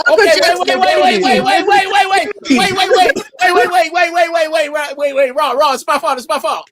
Okay, I spelled his name. I spelled WILHELM1. And that's probably some white man with a 3-year-old girl by a pool. That's why it didn't make no sense to me. I'm like, wait a minute. Oh, okay. Cause look, y'all was about to say bye, Sal. Y'all was No, I ain't trying to do that. I don't do that. No, man. My bad, bro. My bad. Corey Holcomb. You pulling the Corey Holcomb. Right. Look, come outside. Not by y'all. Right. My bad. You pulling Corey Holcomb, Jeff. God. Wow. What's your last words, Uncle Jeff? See, now I got to buy flowers. I got to cook steak. Look what you done did, Jeff. Man, here's my cash app, Jeff. Man. My bad, bro. I ain't trying to put you on the couch, dog. I ain't trying to put you on the couch. I'm already on the couch, thanks to you. She done went in the room and slammed the door. That was me. My bad. Okay. Hey, I'm out, y'all. I got to go make up. Yeah, you got to go put these fires out. Hey, man, we'll play. I'm still looking for you to play some chess. Anyway, Dope Ass Show today, as usual, is your shows are above the watermark. You're on the list of don't keep your mouth off of black people because everybody ain't the same. This show. Thank you. Appreciate you. I guess he fell out. Shout out to my man Angry Man, who I'm sure is getting ready for his show. Everybody, go over there and check out Angry Man. Whenever he set up his show, I'm gonna go ahead and send y'all over there a redirect. So check out Angry Man. Tell him you got there from Izzy Band's show. I sent y'all over there. AM, what's your last words, good brother? Not much. Just great show. I'm still debating whether or not I'm gonna do a show, but I think I might. But yeah, great show, man. Great show. So no doubt. Great conversation. But Appreciate you, man. No doubt, man. Holler at y'all later. Peace. Appreciate you, man. Shout out to Angry Man. Shout out to everybody. MRM came through. Angry Man came through. Cube Butter came through. Uncle Jeff came through. Say Like Podcast came through. The Emperor came through. The Ghetto Stoic came through. Man, Omni came through. Man, everybody. Did I say Uncle Jeff? Uncle Jeff again came through. Man, Kasia Darfire was through here. Everybody was through here, man. I appreciate y'all, man, so much, man. Did I miss anybody? I didn't want. And then we even had lovely Raw B had to come through and check her, man. He ain't do nothing. Appreciate you, Dad George. Thank you. Appreciate you. Shout out to Wall Street Willie was here. Shout out to him. To JC the Conqueror. Appreciate you. To let me make sure I got everybody, man. To Raw G, Mindcast Booth. Thank you, Amir Abe. Thank you, brother. Appreciate you. To Sharon Bracy said, send him money. Appreciate you, bro. $2. Yo, the Paul Smith, thank you. To the Ghetto Stoic, thank you. To Mr. Lone Star, thank you. To Ungby Streamer, thank you. To Living Humbly, thank you. To Trucker Yell, thank you. He came through for a second. Trucker was here for a second. Bill and Co, thank you. Tim KC, thank you. Jay Jermaine, thank you. J-Man, thank you. I appreciate it. Said, play it again. I did. Mr. Lone Star, thank you again. Kasia Darfire, thank you. Appreciate you, bro. J. Jermaine, appreciate you, bro. Bridget M, thank you so much. I think J. Jermaine sponsored the show. I'm going to have to look at it, but thank you. Willing to Win, thank you. Thank you, Willing to Win. Appreciate you. Dunk, thank you. Trelonius, thank you. Abi Wardy, thank you.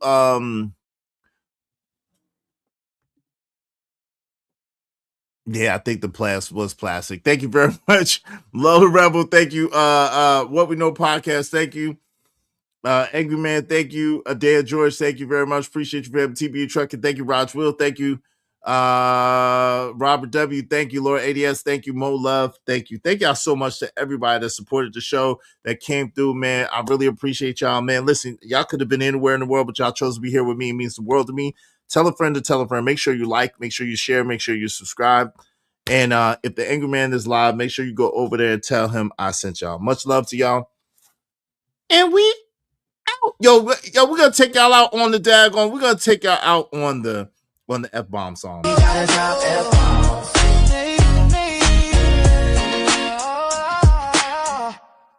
Yeah.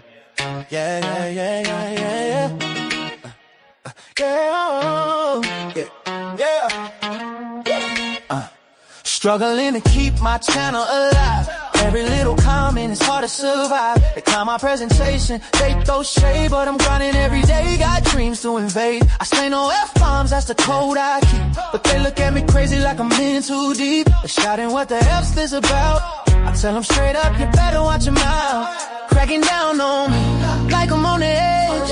Through the noise and the chaos, gotta push the ledge. Bomb feet. No exceptions in sight. If you drop that word, you best pay up right. We ain't gotta drop F-bombs. So much more we can say. You ain't gotta drop F-bombs. If you do, then F you pay me. Or stay the F away. We ain't gotta drop F-bombs. It's against the rules, you see. You ain't gotta drop F-bombs. But if you do, it's get the F out of here. Pay me my 5 F-bomb fee. Immediately. Yeah. Late night grinding, views going up. Trying to keep it clean while they're pouring from that cup. Every time they test me, I just smile and nod. But deep inside, I'm fighting like a soldier for the squad. F you pay me, become a daily mantra. You don't respect the grind, man, I gotta go like mantra. Stop playing games with my hustle, don't you see? I'm just trying to build a future, that's the real G. Throwing shade at my style, but I won't back down. With my vision and focus, gotta claim my crown. Keep it on the real, I'll take your payment, but I won't take the deal. We gotta drop F-bombs. So much more we can say. We ain't gotta drop F-bombs. If you do, then F you pay me. Or stay the F away. We ain't gotta drop F-bombs. It's against the rules, you see. We ain't gotta drop F-bombs. But if you do, is get the F out of here. Pay me my 5 F-bomb fee. My 5 F-bomb fee.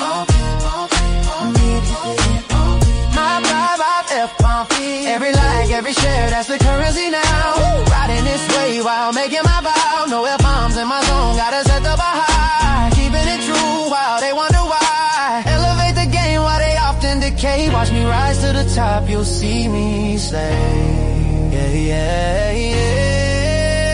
So next time you'll fire those words in the air. Remember the rule, show that you care. Drop a thought, drop a beat, but don't drop the air. Just keep it clean and I'll handle the rest. Baby, gotta drop F.